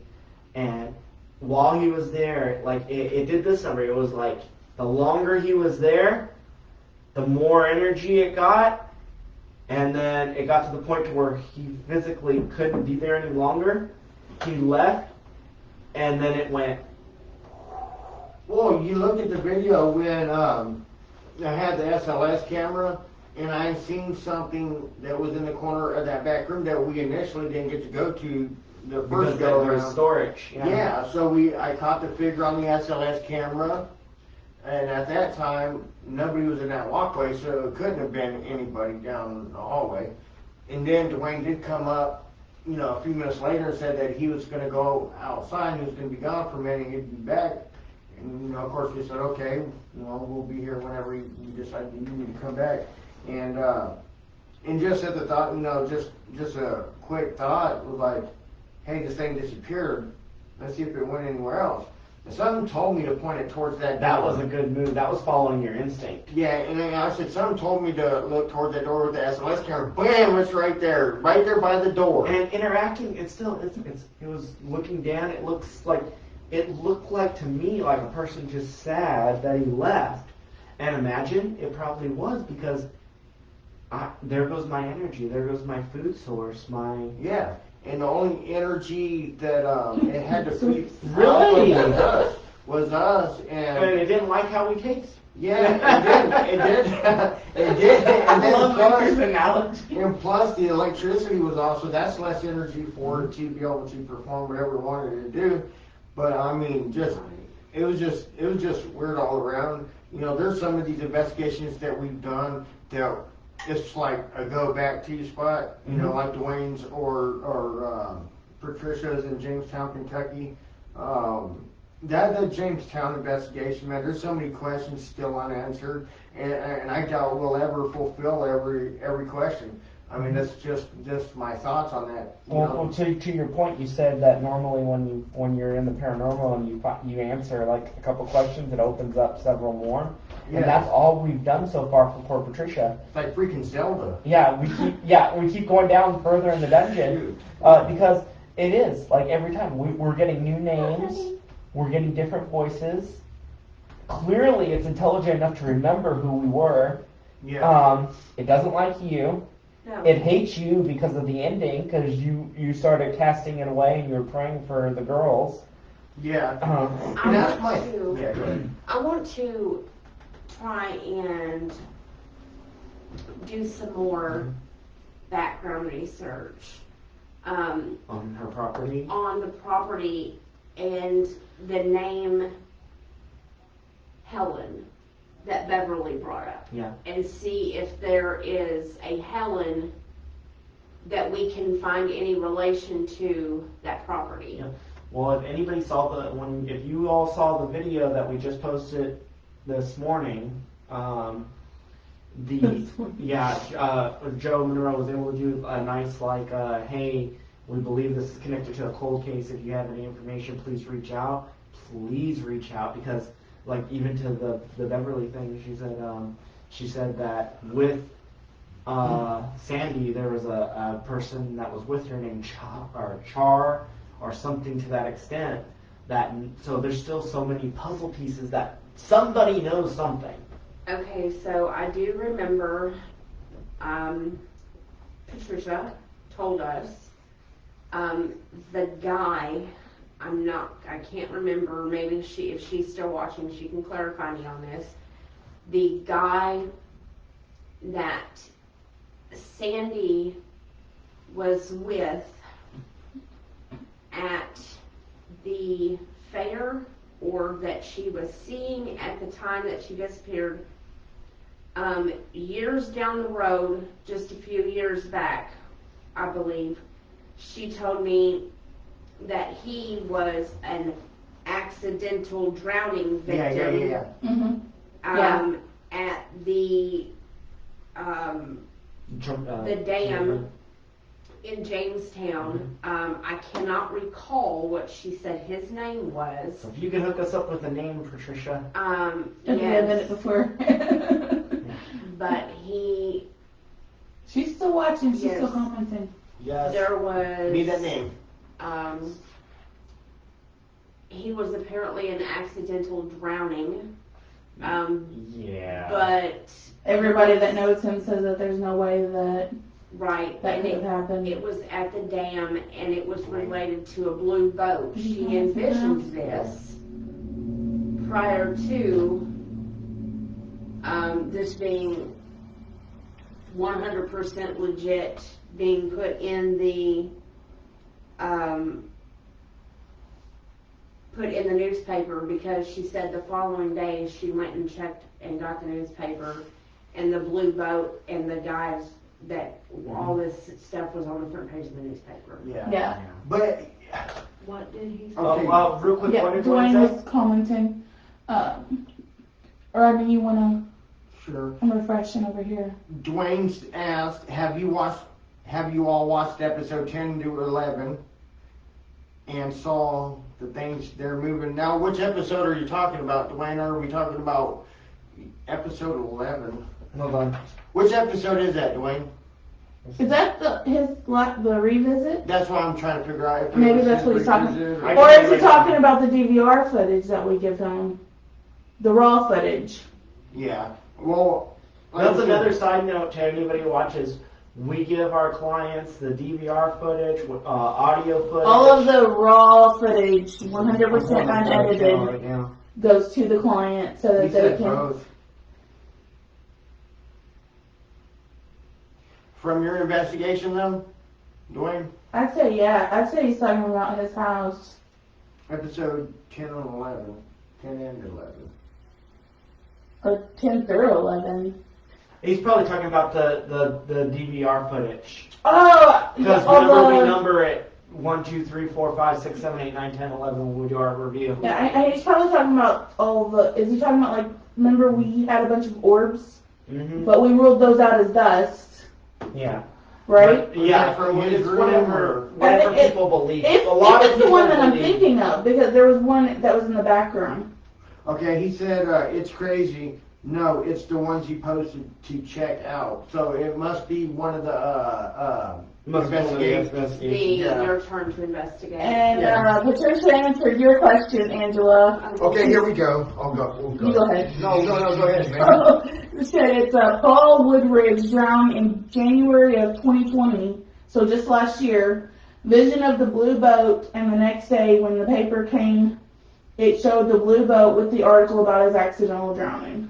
Right. Which goes to Dwayne show. said no, it's episode 10 to 11 of Your Turn to Investigate. Aha! You're going to investigate. Yeah, good checking. Put your comments in the video, and then We'll go pull check it them out, We'll check it out. Yeah, and that's And exactly timestamp That's if why you can. that's why we put those out there for people to watch, because We there is review, no way we review for hours. We double check our our stuff. footage and everything, but there's still things There's that we times, miss. and Yeah. watching this stuff, I mean, like, it could be like we're in the middle of watching it, and we do this, and you miss and them. you miss something in that split second. Or But it's just like with the Randolph footage, you know, after you had already processed a video, for an episode, Mm-hmm.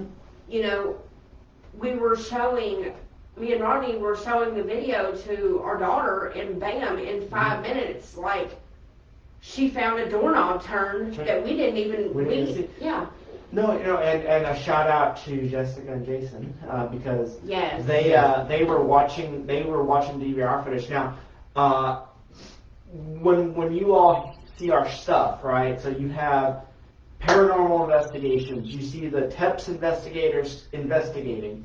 There's actually a subsection within our group that does the documentation of it, and that has a production value and production times that we have to meet.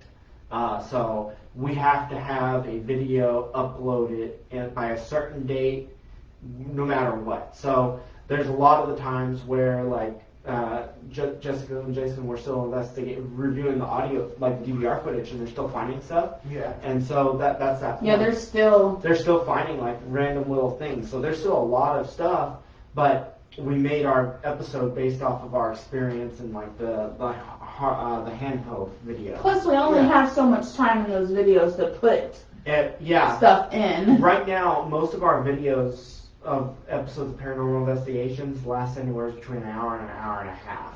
And if we cut out any more, then it's like, it won't make sense. Right, Yeah. exactly. Because there's so much that happens in these things. And if we add any more, they'll be too long. and no one's gonna want to sit there and watch the whole episode. We have to balance everything out. But I mean, But like, good catch, Dwayne. And Yes. thank you, Patricia, for sharing with us. Yes, I'd like I said, I'd like to do some more Historical. historical research on that property with the name Helen. Yeah, Because, see how that connected. right, because thanks to Beverly, she's the one that was able to give us the name Helen Mm-hmm. to go along with the other names that we already had Sue initially. and Sandy. That Which again, that goes back to our equipment. What's the odds yeah. that you're gonna get a female out of the radio the moment when we ask, "What's your name?" And it says the It's name. Sandy. How many Sandys are going to be popping up in that square vicinity by the fair? Yeah. right. I think they were set up. Yeah. Uh, I believe in our clients. I believe when Dwayne experiences stuff, and I have a true belief in all people. Even if like we can't prove it, we've been fortunate enough to prove everything that we've come across. But even if we're not able to prove it, we know that sometimes you can experience something and someone else doesn't. We've had that ourselves as well. Exactly. You know, and that goes back to like, okay, so something I experienced, you know, paranormal when I was 7, okay? So the same spirit that I physically seen standing in front of me, made a light turn off and on in front of me and made a flat, not a blown up basketball, a flat basketball bounce down a set of stairs and land at my feet. You can't imagine that stuff. Like, Yeah, I know what I experienced, and you know, and I've told that story to people over the years, and they've looked at me like I'm insane, you know, and I'm just like, whatever, I know. You know, I know what I've seen, I know what I experienced. And that's another thing too. For anybody that hasn't experienced anything, even a lot of people that have, like me, you guys know how I am. I'm still in denial about a lot of things.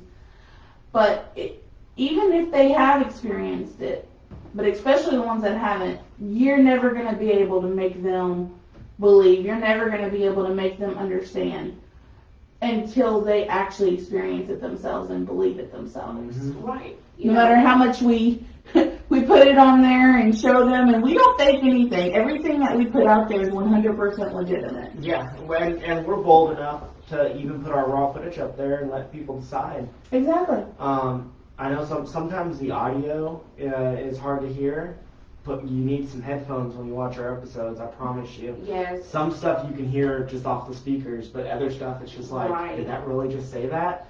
And it's so different with a pair of noise-canceling headphones. Well, like on our wonderful season 2, episode 1 that just came out. Right? I didn't think half that stuff. When I'm watching our episode last night, Yeah. and we were in the outbuilding, and I was talking, and it said plain as day, I don't like you. Mm-hmm. And I looked at Rodney and I'm like, Mind you, it don't like me we anymore. didn't hear this stuff, and that's the thing. I honestly thought that this box was crap. I was like, I can't believe it. This piece of junk.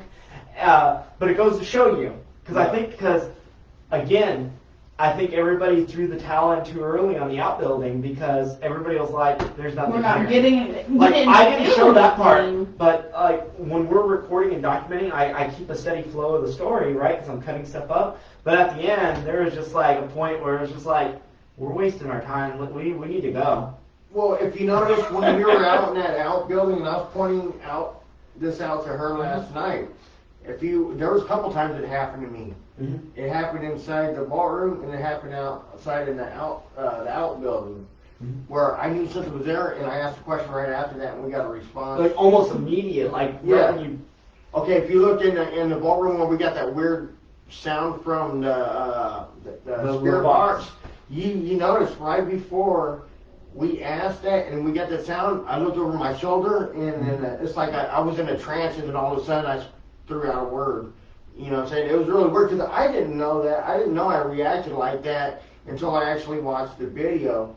And the same thing with You Yeah, said, Sue, are you here? You looked over your shoulder behind Yeah. you, and then he said, Sue, are you here? And then all of a sudden that wah, wah, wah came out of the box. It's like I felt something, you know, and it was really weird watching it because it was like, And I then you didn't see me know look that. up at the camera like, Did that It's get oh, and all like, She's like that little chipmunk in the camera. Like, is this chipmunk really recording this video? I was like, Speaking of the outbuilding, Patricia said that she was surprised at what all we felt in the outbuilding in the recent video that was posted. Yeah, so Patricia, to that point, like when we go through our documentation when we're filming that stuff, when we're going through the audio, it's weird, and I don't know the rhyme or reason for this, but sometimes, like when we first went there, and we were catching those voices, and you can hear like the multiple tones of voices. Yeah. Like, I want to kill you. We captured that on 3 different audios. We Yeah. captured that on the camera, we captured that on the audio recorder that we had sitting on the box, and I think you had one in your pocket. yeah, so that's 3. 3 different angles. Yeah. But then sometimes the audio recorders won't catch jack, and then we're watching the handheld, and I'm like, what was that? And then I enhance it, and words. Yeah. Here's something that we don't have in the actual the second investigation of the Jamestown investigation. But when me and you was investigating the outhouse with the EMF detector.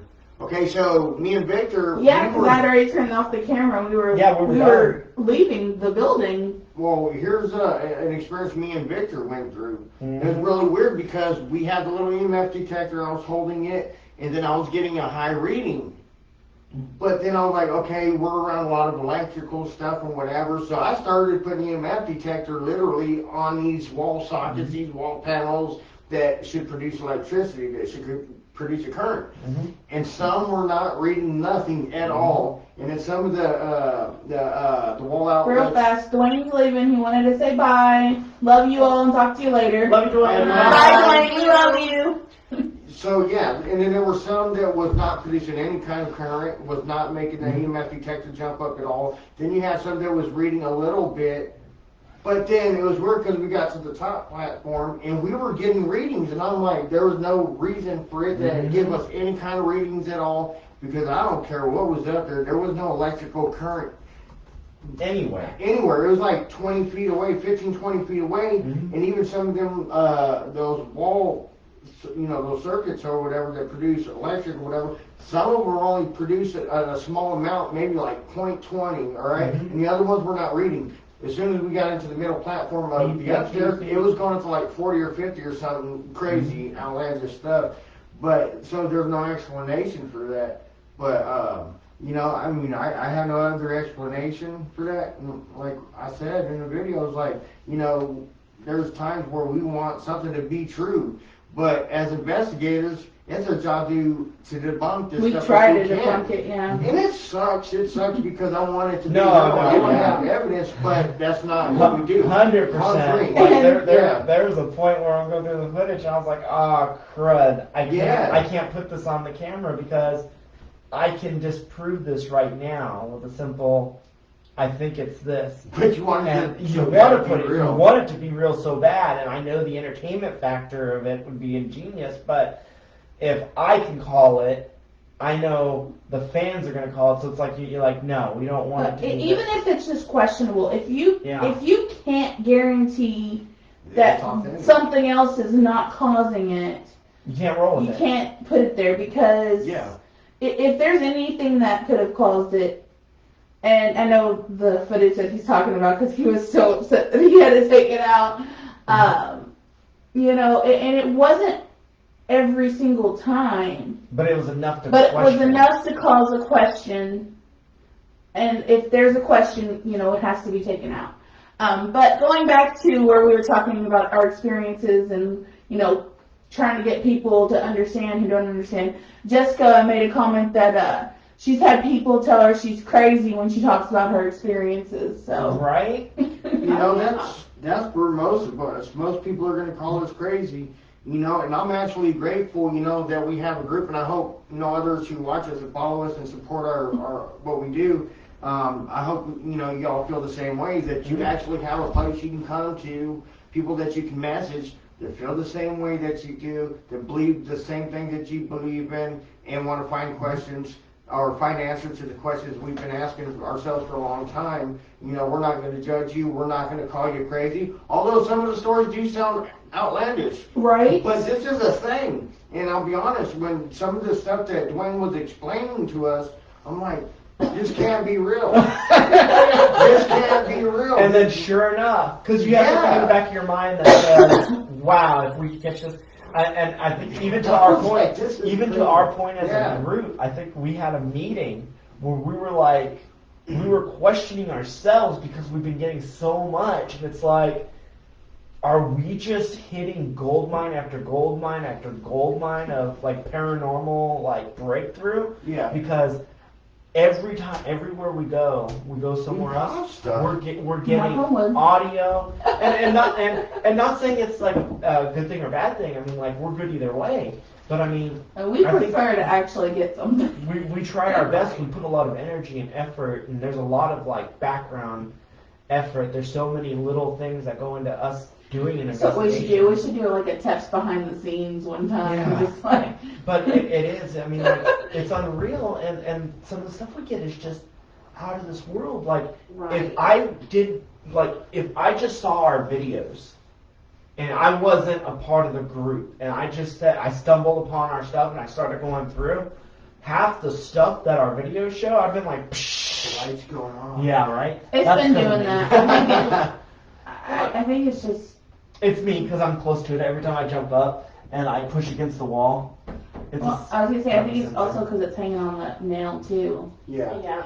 So I'm like with Dwayne, man, initially when I heard the stories, I was like, man, I'm not down on this guy because it's very possible that, these things are going on. But at the same time, I think it would be anybody's instinct to think this cannot be true. Well, and you think maybe there's something going on that's causing them to experience something, and that's why we check for gas leaks. We check for Carbon monoxide, anything natural that could be causing something, hallucinations or anything harmful, because you want to rule that out first of all. I just noticed those cool light bulbs. I've been zoned out on them a couple times. Victor put those in today. I was like, are they supposed to do that? He's like, yeah, they're flicker bulbs. Well, see, going back to the, the experiences that we, as a team, from day one until now, and I told Rodney, after all of the experiences that we've ran across, as a team, individually, whatever, since we began this journey, like when we went to Randolph, we have, I don't know, it was very, Randolph was very interesting. It was very, it had the creepy factor, it had the historical factor, it had, and it was, for me, and I know for me and Rodney, it was, you all had been, we hadn't, so it was. I was excited to have you guys go. Right, it was a whole different, kind of investigation, because up until now, up until we did Randolph, we had only been on investigations In client homes. And so it was a different, we had to logically go at things in a different manner. And myself, I felt the heaviness feeling and the sadness in Ida's room where she hung herself, prior to even knowing what room we were in. You know, and when I happened to look up and see the broom hanging over the thing, that's when it dawned on me. I was like, oh wow. Mm-hmm. You know, now I know why I'm feeling that way.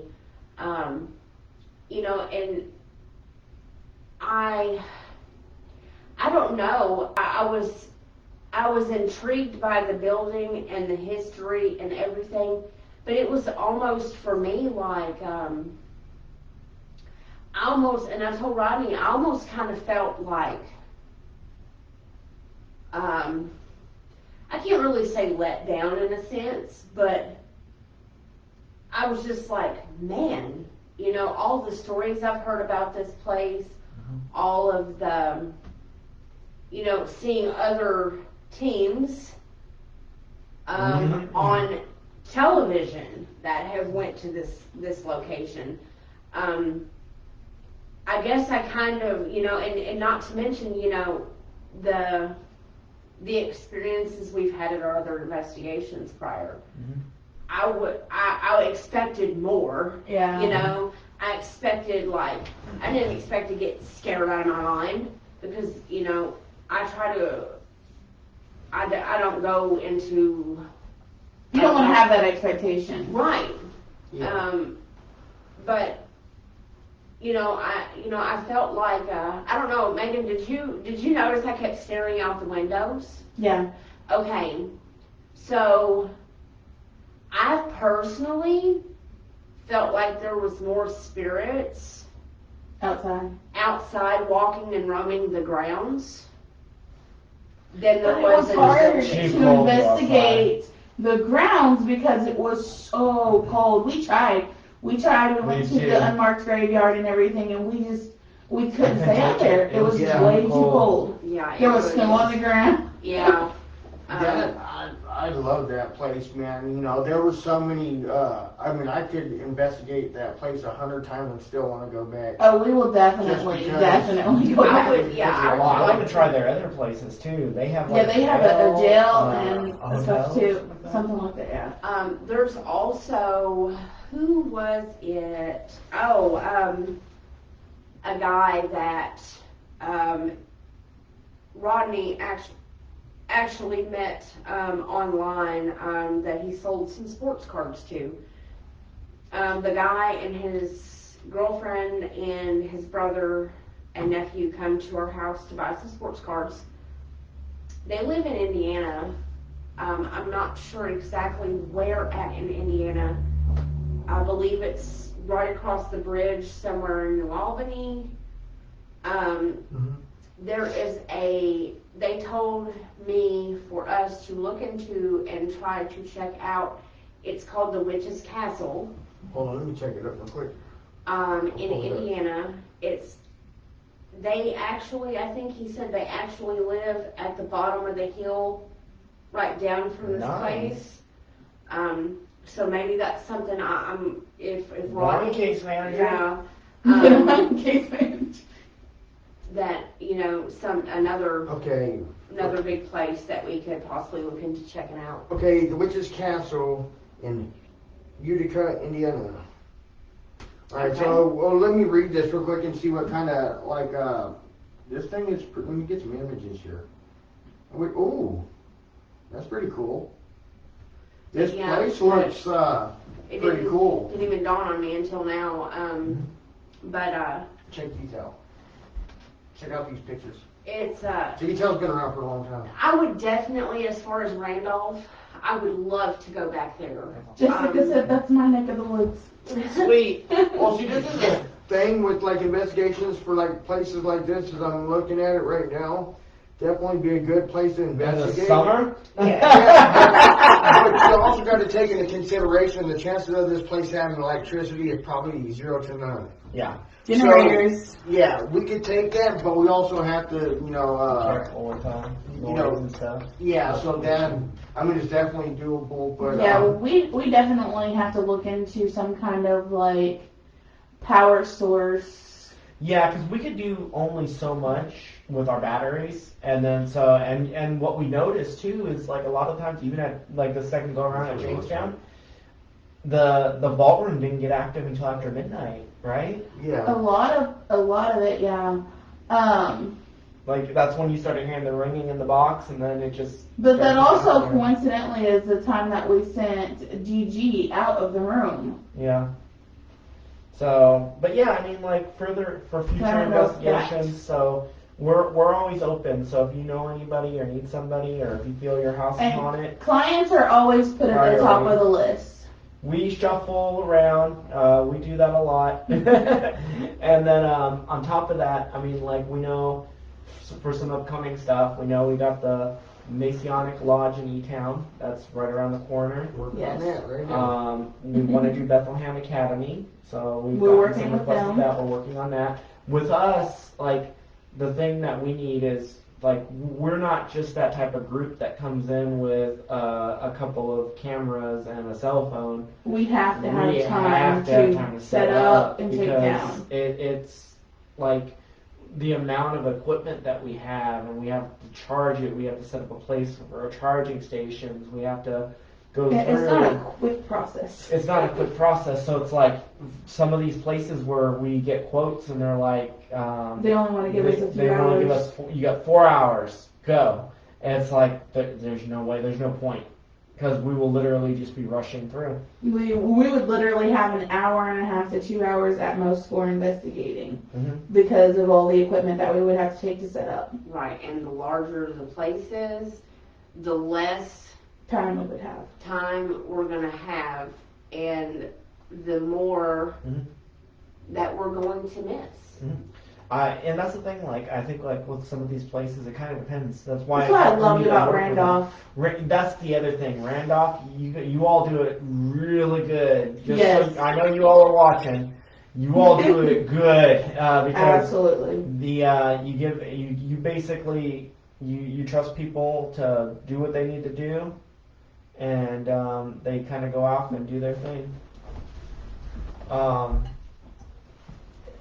Yeah, you, And so, but yeah, I mean, like for us, it's like it. Gotta keep the coffee I would flowing. love to do Randolph again. I love the fact that I went the first time because I knew what rooms were important. right. The Noah room is a must, but I do want to check out other stuff like. I would like to do it in like, Not summer. I'm thinking like summer. late spring, early fall. I would say early fall, like around That would be nice August. if the leaves all like. Yeah, Into August, beginning of September, yeah. yeah, I think that would be a perfect, because it's not too hot, it's not too cold.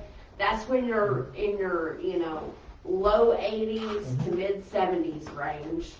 Then again, with the weather in the United States right now, especially in this general location, Yeah, it's so much. we don't even have seasons anymore. Mm-hmm. Okay, last week it was 53, and the next day it was snowing. So, yeah. But I guess to everybody's point, we got a lot of stuff up ahead. We got a lot of we take clients day by day. So whenever they come in, we go to them. There's really, to be quite honest, we haven't. We're not. We worried don't about- currently have any clients We don't lined have up. anything that's officially. I'm locked in. actually emailing somebody right now about a possible lead, Oh. and I will tell you in a second. And let these guys, our wonderful followers, I'll give you guys the information here in a second once I'm done typing out the rest of Well, the if it's a email. client, we don't want to mention No, it. it's not a client. This is an establishment. Oh, nice. So definitely got electricity there.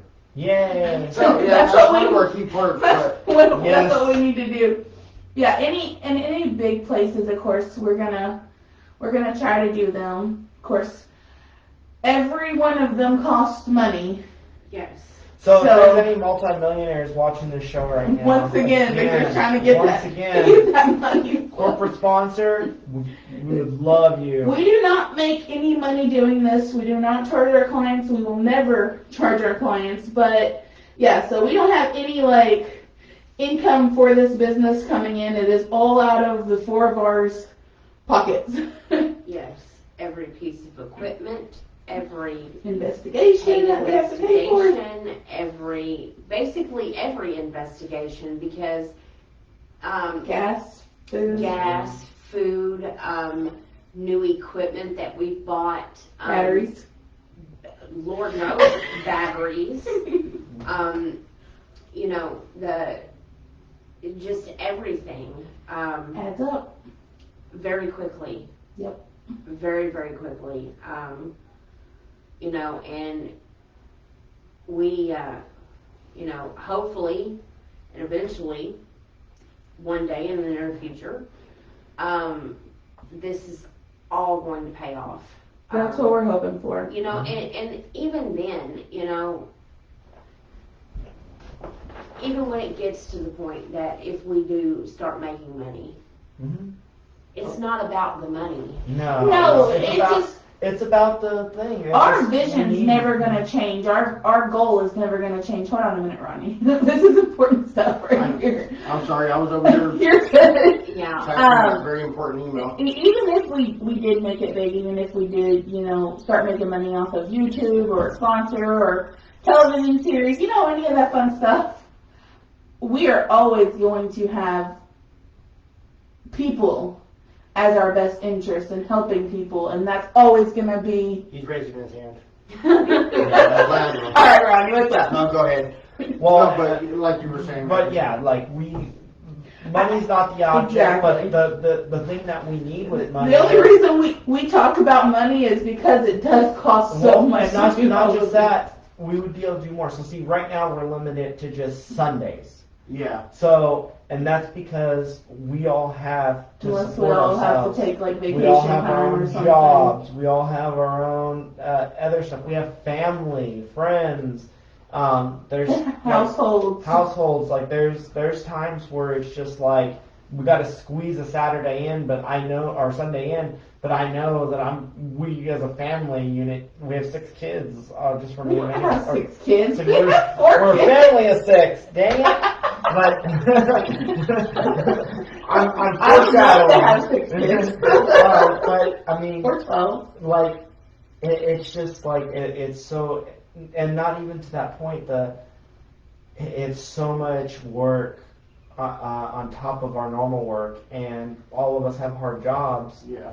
and then we find time to review footage. The investigating part is the fun part. Yeah. What people don't see, Oh God, is hours of the hours and hours and hours and hours. and sometimes you got to put it off. You got to put it off because it's like I know I'm not going to be able to fully devote the proper attention to this right now. Right, like I was sitting and listening to audio one night, and after about 20-30 minutes, I'm like, I'm all into this. I'm gonna do this. I'm gonna knock it out. I got my pen and my paper. I'm ready to go. I sit down, and about 20 or 30 minutes in, my eyes start drooping, and I'm like, I looked at Rodney and I said, I cannot do this right now because I'm not going to catch everything because I'm falling asleep. Mm-hmm. Yeah, and But if we didn't have jobs, exactly. If we didn't have jobs, we'd still have our family lives and everything, but we'd have a lot more more free time time because to devote to oh this. God, I love So yeah, that. if we were making So side note, enough money, in case anybody from my job's watching, I love my job. exactly. Don't fire me. I really love my job, and I really love my managers. My managers are amazing. Me too. I'm so happy where I am. Me too. If you want any sweet deals, come We are down to Circle K. definitely not putting down our day jobs. We are all very, very Obviously, thankful. though, we had our choice. So But Jessica Rodney. says, oh my goodness, it is crazy doing the reviews. She knows. she knows, yeah, it is. She did a lot of. things, and she salute to her for going through all that DVR footage. My God, you guys know. Yes, that is. But Rodney, Yes, an important Rodney. email. And if you want any sweet deals, come down to Circle K across from IHOP in Elizabethtown, Kentucky. Come and see me for your cigarette needs, whatever you do. Cheap sodas. But Lottery. You anyways, can and get lottery tickets. $2 off 2 packs of Marlboros. Matter of fact, $3. Hey, Oh, hey, yeah. Tex does not support smoking. Yes. Be cool, smoke like Rodney. And I did. No, that is not what Tex is about. I did send out an email Uh-huh. to a place in Little Bardstown, Kentucky called Gelder's Inn and Breakfast. Yes. So I did send them an email right now questioning on them. So I did send it out. I took the initiative, big word of the day, initiative. Yay, Don't have to Rodney. misspell it. But yeah, I did send out an email to Gelder's Inn and Breakfast in Bardstown, Kentucky, which is maybe about 45 minutes. Yeah, that's not too bad. And I did let them know that I had gotten some info on possible paranormal activity there, and would there be a chance to ever investigate. You know, our team would be able to go there and investigate. So waiting on a response. We got that, and we got a few other places we're working on as well. So hopefully, you know. I wonder if my old Kentucky home in Bardstown would be.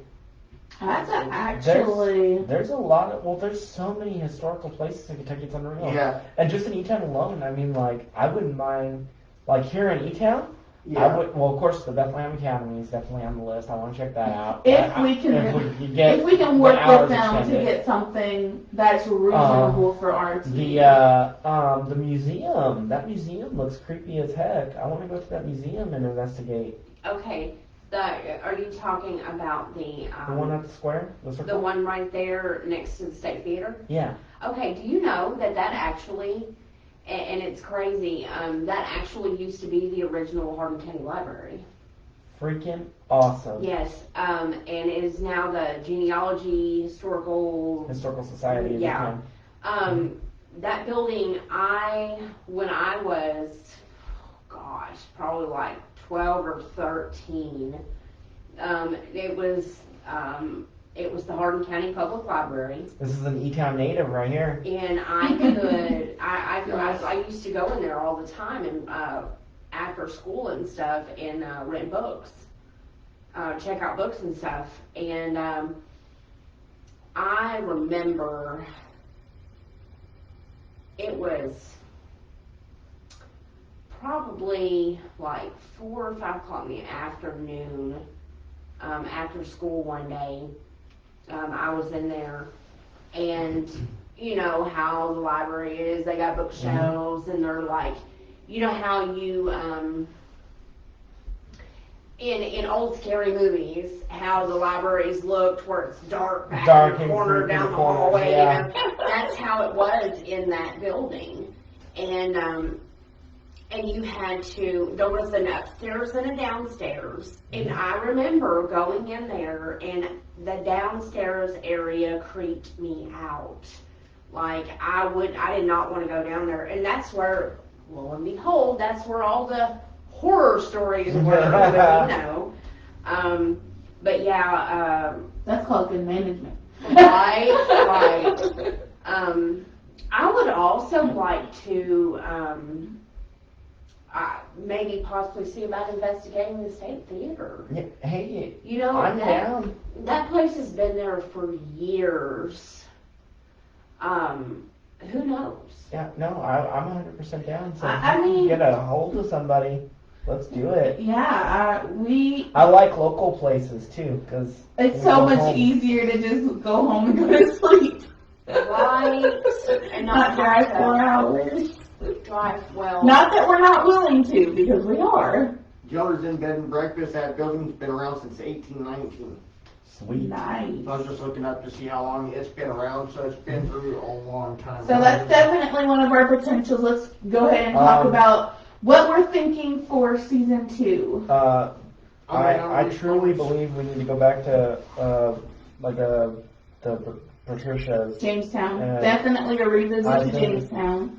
I think we need to go there with like an empty mind. We need to go there, so here's a side note, which I don't know if we told Patricia this or not.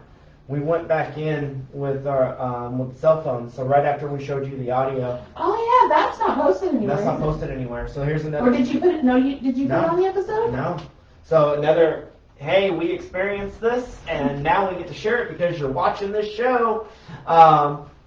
We went in there because I really wanted to walk in with us just to kind of re-feel just to make sure that it wasn't like a weird one-off. So I brought my phone and did a recording, and we were walking in there, and all of us were just asking questions, and then we were reviewing this on our way back on the speakers in the car, and we asked nothingness, like in the air in the vault room, Just on the phone. do you want us four to come back and spend the night?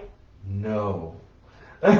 Plain as day. Yes. No So- spirit box, no portal box. Just a phone. Just the phone recorder. That was it, yep. And Yeah. and that goes to show you, like, whatever's there, it doesn't like that we are talking with the other spirits that are there. We're getting answers, because I think there's secrets there. I think Yeah, there's and things that doesn't want to be known. don't want to be found. The whatever is there is in every way, shape, and form intelligent.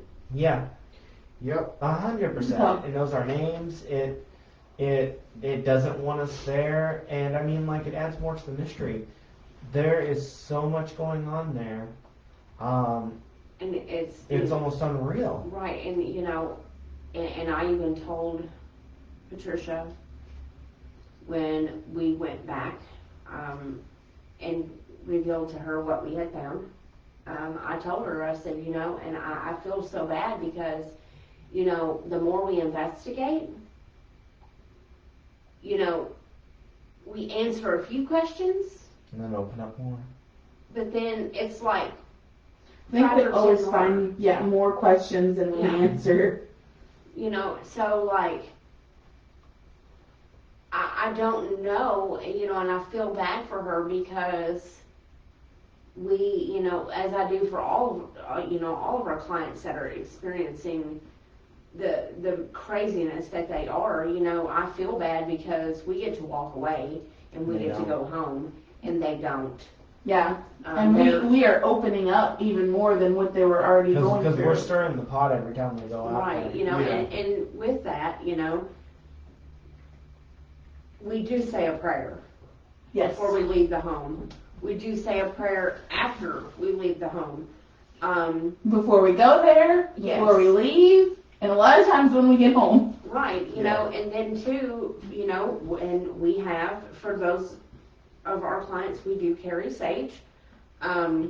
For anyone that's interested in Yeah. any of that. For anyone that's interested, we will go around and properly sage your home. And if our client is interested, we will pray with you. We don't, push that on you at all. That's just what we do for ourselves. But we will definitely pray with you if you want it. Pray over the house if you want it. Mm-hmm. If you don't, it's up to you. We're not Yeah. going to push that on you either. And, We and don't. that's one thing, yeah, we don't push, we don't, and we actually stay on, like, with, I guess what makes our group unique is most paranormal groups are like, okay, give me the keys, bye. With us, it's like, no, we want to make sure you're there so We can, will not investigate unless the client is there on the premises with us the entire time. Exactly. Yeah. legal reasons. They don't and- have to walk with us, but they do have to be on the premises. Yeah, not just for the legal issues, but sometimes whatever's going on there is tied to the residents. So Exactly. if it is tied to the resident and the resident leaves, there's a good chance we're not gonna get nothing. Yeah, could you imagine No. if Dwayne just said, all right, if we went in there and said, okay, Dwayne, you go wait in the car, we're going to go do our thing, we probably wouldn't have got nothing our first night. Exactly. It targets what it's used to. It feeds off what it's used to. Yeah. Yeah, because the second time we went, like as soon as he left, it's just like energy Fizzled just dropped. Yeah. The only thing So- I believe that we got after he left that night was I kept picking up when me, you, and your mom went up. I kept picking up a stick figure in that back room, and it would show up and then disappear. We- Show up a few minutes later, then disappear. Yeah, we got a little bit after he left, but it was not the same energy. No.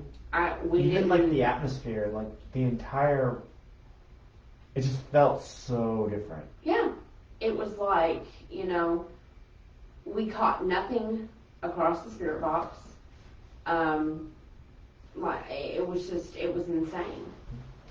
Now, to Jamestown Revisit point, I mean, even though we caught what we did, I think when we go back, It was not the same energy. it wasn't the same energy. I think when we go back, like I said, we're probably gonna like figure out a better way of like teams and like I think like because Speaking of Jamestown, Patricia said, "I feel no fear, just frustration, but know the truth will be revealed one way or another." Is there a tunnel? Time will tell. I'm telling you. Well, as soon as we can find a way to freaking get in there, and again, it goes back to like what a coincidence, like certain groups that we were going to use to go out there and try to get answers, like ghost us once they get the address. And it's like, oh, well, I guess you're not allowed to go there. Right. Right? So what were the other places we have planned for this year? Yes, for season 2. Season 2. So definitely Jamestown again. Definitely, definitely The Masonic Lodge. Masonic Lodge. We're waiting on a response. We got a response today from the Masonic Lodge here in Elizabeth. But Town, that's Kentucky. not locked down, It's so not we locked down. can't. We can't give any details until it's actually locked into place and we've actually got But documents and things that signed. temple looks creepy. We're just waiting on a response. In due time this year, hopefully, God willing, if we can find and locate a date that all of us can get together and we can financially afford to, I really want to do Waverly. The only problem with Waverly is they only have Tuesdays and Wednesdays available this We year. would all have to Everything make else is already booked. I know. So that's going to require every single one of us to take a vacation day. 2, probably. Except me, because Well, yeah. Well, I mean, you might not have to take 2, but you have to take at least 1. We And- yeah. And it is a lot of money. Yes. So for everybody that's requesting Waverly, we promise you, we want to do it as much as you want to see us do it. It's just getting the schedule workaround to work out for our team is very, very difficult. But we are looking into it and we are hoping to do that this year. So possibly on season 2, just keep your eyes open, keep Right. watching our videos, you might catch it. We definitely know we are going to do Casey Cemetery this year, Most definitely. Yeah, that's gonna also be the known as the summer Gates of Hell. when it's warm. Yes. I think we could probably, weather permitted, we could probably do Casey Cemetery In a couple months. mid-spring. Mhm. That one has to be when it's a little bit warmer weather because it is 100% outside, and that's going to be another one where we're going to be limited with equipment due to power issues and things like that, and just because it's outside, you know. Right, and we're gonna have to, we're definitely going to have to pick a day that the weather is gonna be no rain. wonderful. Yeah. Well, I guess, and then on top of that, you never know what type of clients we're gonna get. There's people that'll stumble upon our page, and we kind of take those as we get them. But yeah, also speaking of season 2, we do want to formally announce our 2 new investigators that have just joined the team, Yes. Jessica and Jason Adams. And Jason actually just joined and said, hey. Jason. I got a So- surprise for you the next time we see you. I'm looking at my phone like I Like you're was here. recording. Anyways, I got a surprise for you next time we're all together. They couldn't join us today, unfortunately. They really wanted to be here. But due to family things and things that came up, they weren't able to come. But we have officially added them to our team, and they will be joining us for a lot of investigations for season 2. Yeah, and especially be free on the fingers crossed the 30th or 31st. We don't know yet. Jessica just asked a question. Do you want people to go with you to Waverly? I know several people wanting to go. That, we still have to discuss because what we're gonna do as far as that Waverly goes. lets, like, you do a payment, it's similar to Randolph, where you get 10 slots, and then it's like, what, $100 and something per slot after that? It's $100 per person, I know. It's like $1,000. It's $1,000, you have to have at least 10 people, so it's $1,000 straight out, and you get 10 people, and then I think it's $100 per extra person. I'm not 100% sure on that, I'd have to double check on their prices, but I do believe every extra person is $100. So that's something that we still have to discuss and figure out financially how we're gonna do it, but also who we would be bringing. If we do Waverly, we definitely There's will be having another raffle. Yeah, raffle. I'm pretty sure, and on one of these investigations, a lot of people have been asking who's that guy that does our voices. I've been chatting with him. He's been wanting to go On an investigation. so you guys can see the man behind the camera, Behind the voice. microphone. He's a good guy. I think you all would love seeing him on camera. We just say Rocky to sell some baseball cards. Jeez. Okay, I sell sports cards, so if you're not really looking for some cards, message me, PM me. I got some nice cards, even some Baker Mayfield rookie cards. Just saying, Jason. But yeah, no, that's kind of like our future. With our group, we're taking it a bit at a time. We're growing big. Definitely We're still watch staying small. Yeah, the watch hours are going up. Watch the hours views are going up for views. And that's likes, due comments. and that's due in part to, Rochelle and Brian from Ghost Hunters on A&D and Sylvia from Shannon Sylvia. Shannon, Shannon Sylvia, yeah. So, I mean, that's played a huge role in our hours getting picked up and stuff, and that's pushing us closer to our goal. So And everybody who watches this show, please Jessica said share it. no What? to your baseball card. You ain't got to listen to her, Jason. Do what you do, man. Download the Cash App. Facebook Pay. Okay, man, y'all are trying to get in trouble. Jason says, uh-oh. I'll send you pictures later, man. Ooh. Now, just because you joined the team, I'm going to give you a gift, and I'm going to give you a couple Baker Mayfield rookie cards. Just as your, present for joining the team. Mm-hmm. But let's get back to this. Back to the stuff. So, aside from that, I mean, we covered pretty much just about everything. Yeah. It is like we do what we can to help people, and that's where it is in the end. We have fun what we do. We're realizing that our work lives are getting more intense. Like our jobs are getting more intense. That's untips related. So we're being open with our people. If we investigate your home, it could take 4 to 5 weeks to get the stuff. Yes, please understand that if we do investigate any investigation, it's going to be a few weeks before we're able to get episodes out or to come back and do a reveal or anything Because we like don't that. want to rush it because Because we've rushed a lot, I think, with the last few episodes, and I feel like we missed too much, and we don't want to do that again.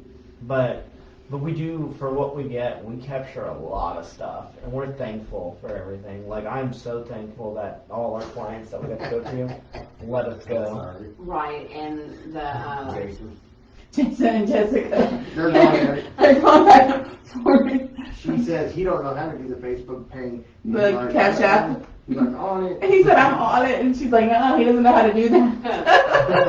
but like, and not only do we,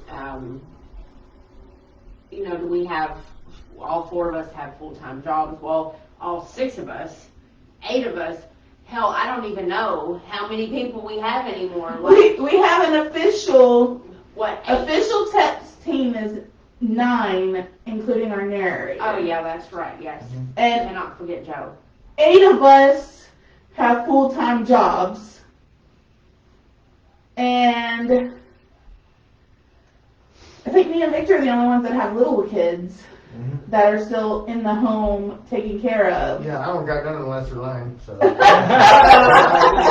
we have an adult child that lives at home that thinks Might she's as well little. be a child. Most definitely, and I love her dearly. It's just, like with, not only do we have full-time jobs, we have family lives, and, things happen that Are you are, trying to get something on fire? Just, yeah, that was like wicked. things I'm gonna happen take the candles away from you. in our family lives that, Speaking of big kids. things happen unexpectedly. Like over the 2 weeks that I had off at Christmas time from my job, when I was planning on Going through all the footage. spending, each and every day for a week straight going over footage from Patricia's. My daughter got injured. I had to spend 6 hours at the hospital with her. She had to have surgery. Yeah, things that you don't expect to come up, and that's the thing, we are real people. Right. We don't make money for this. We have to put our real jobs that give us money first, and of course our families first. So it does take a while for us to be able to do the things that we do, and that's why we are so limited on when we can do investigations, Yeah, that's why Sundays. what times we can do things, and how long it takes us to go through everything, Thankfully, we've had amazing clients that have been wonderfully patient with us and very understanding of the fact that we are trying, and they understand that and they know that. Right. But yeah, I think that pretty much covers anything. Did y'all have anything else you wanted to add in or say or? I got a dentist appointment at 7:30 tomorrow, so in the morning. Fun. So I want to bed. Oh yeah, you gotta go get more surgery. Huh. Always fun. I've got to make a dentist appointment myself soon. I avoid dentists until I absolutely can't anymore. I mean, I push off going to the doctor a million times over. Yes. And then you get fussed at yeah. from all of those people who care about you because you shouldn't be putting it off. Because why? Guess what, guys? I put my job first. Always. Gotta make that money. I try to tell her, but she don't listen to me, so, it is what it is. Cool. Jessica said, amazing team. Most definitely. Well, watch our shows, everybody. Watch the new episode. Let us know what you think of season 2, episode 1. We're gonna have more episodes coming up. Let us know what you think. If you catch anything on your turn to investigate, let us know. If you like our stuff, let us know. If you know somebody in need, let us know. Yes. And then Angela will do her thing. And keep an eye out for raffles because we're gonna be having some Once we raffles. get some solid dates locked in, then we'll probably do another raffle for Yeah. a big one. For these large. Yeah, $800 a ticket. Dang, what are you going to, on an investigation in Hawaii? Yeah, right? Right? Hey, I wouldn't say no to that. glad. I wouldn't either. Especially if it's sponsored by somebody else. Wait till we get Oh, some. yes. Good. Somebody wants to fly us to Hawaii to do a paranormal investigation. We'll go for that. Rodney looking over the volcano. Hey, demons. Rodney versus the volcano. We don't need Rodney near a volcano. Oh, Lord. I'd probably scare the volcano. Scared into submission. Yeah, anybody that knows of any other places that are not people's homes that you haven't heard us mention, that you know about that we could possibly go investigate. Especially if they're reasonably priced. Right, if they're reasonably priced, if they're just like out in the middle of the woods somewhere. We can always figure out who to contact, just hit up our Facebook page, send us an email, give us a call. We believe you. Yes. Yes. Just any leads are greatly appreciated, and we will definitely follow up on them. Yeah, and then I guess to Patricia's place, so you know we're coming back. So we know that we're probably gonna want to figure out a way to get some answers for whatever's going on there, and probably later For what on we can. what we can if I get more questions. Brushy Mountain Prison when we can. Heck yeah. No, and then Nice. like I said, I think we're good. I think we're that's good it. to go. Yeah. Alright, well, thank you fans for watching our show, Touch Underground. It's an experience, and that's what we're about. And so we're so thankful for each and every single one of you that watched this, left a comment. It means the world to us. And so we're going to keep doing what we can to make you all proud, and we're going to keep finding out answers. So I guess until next time. Until next time, thank you for all of your support. See, that's not Bye, everybody. lagging. Good night. Instant. Good night.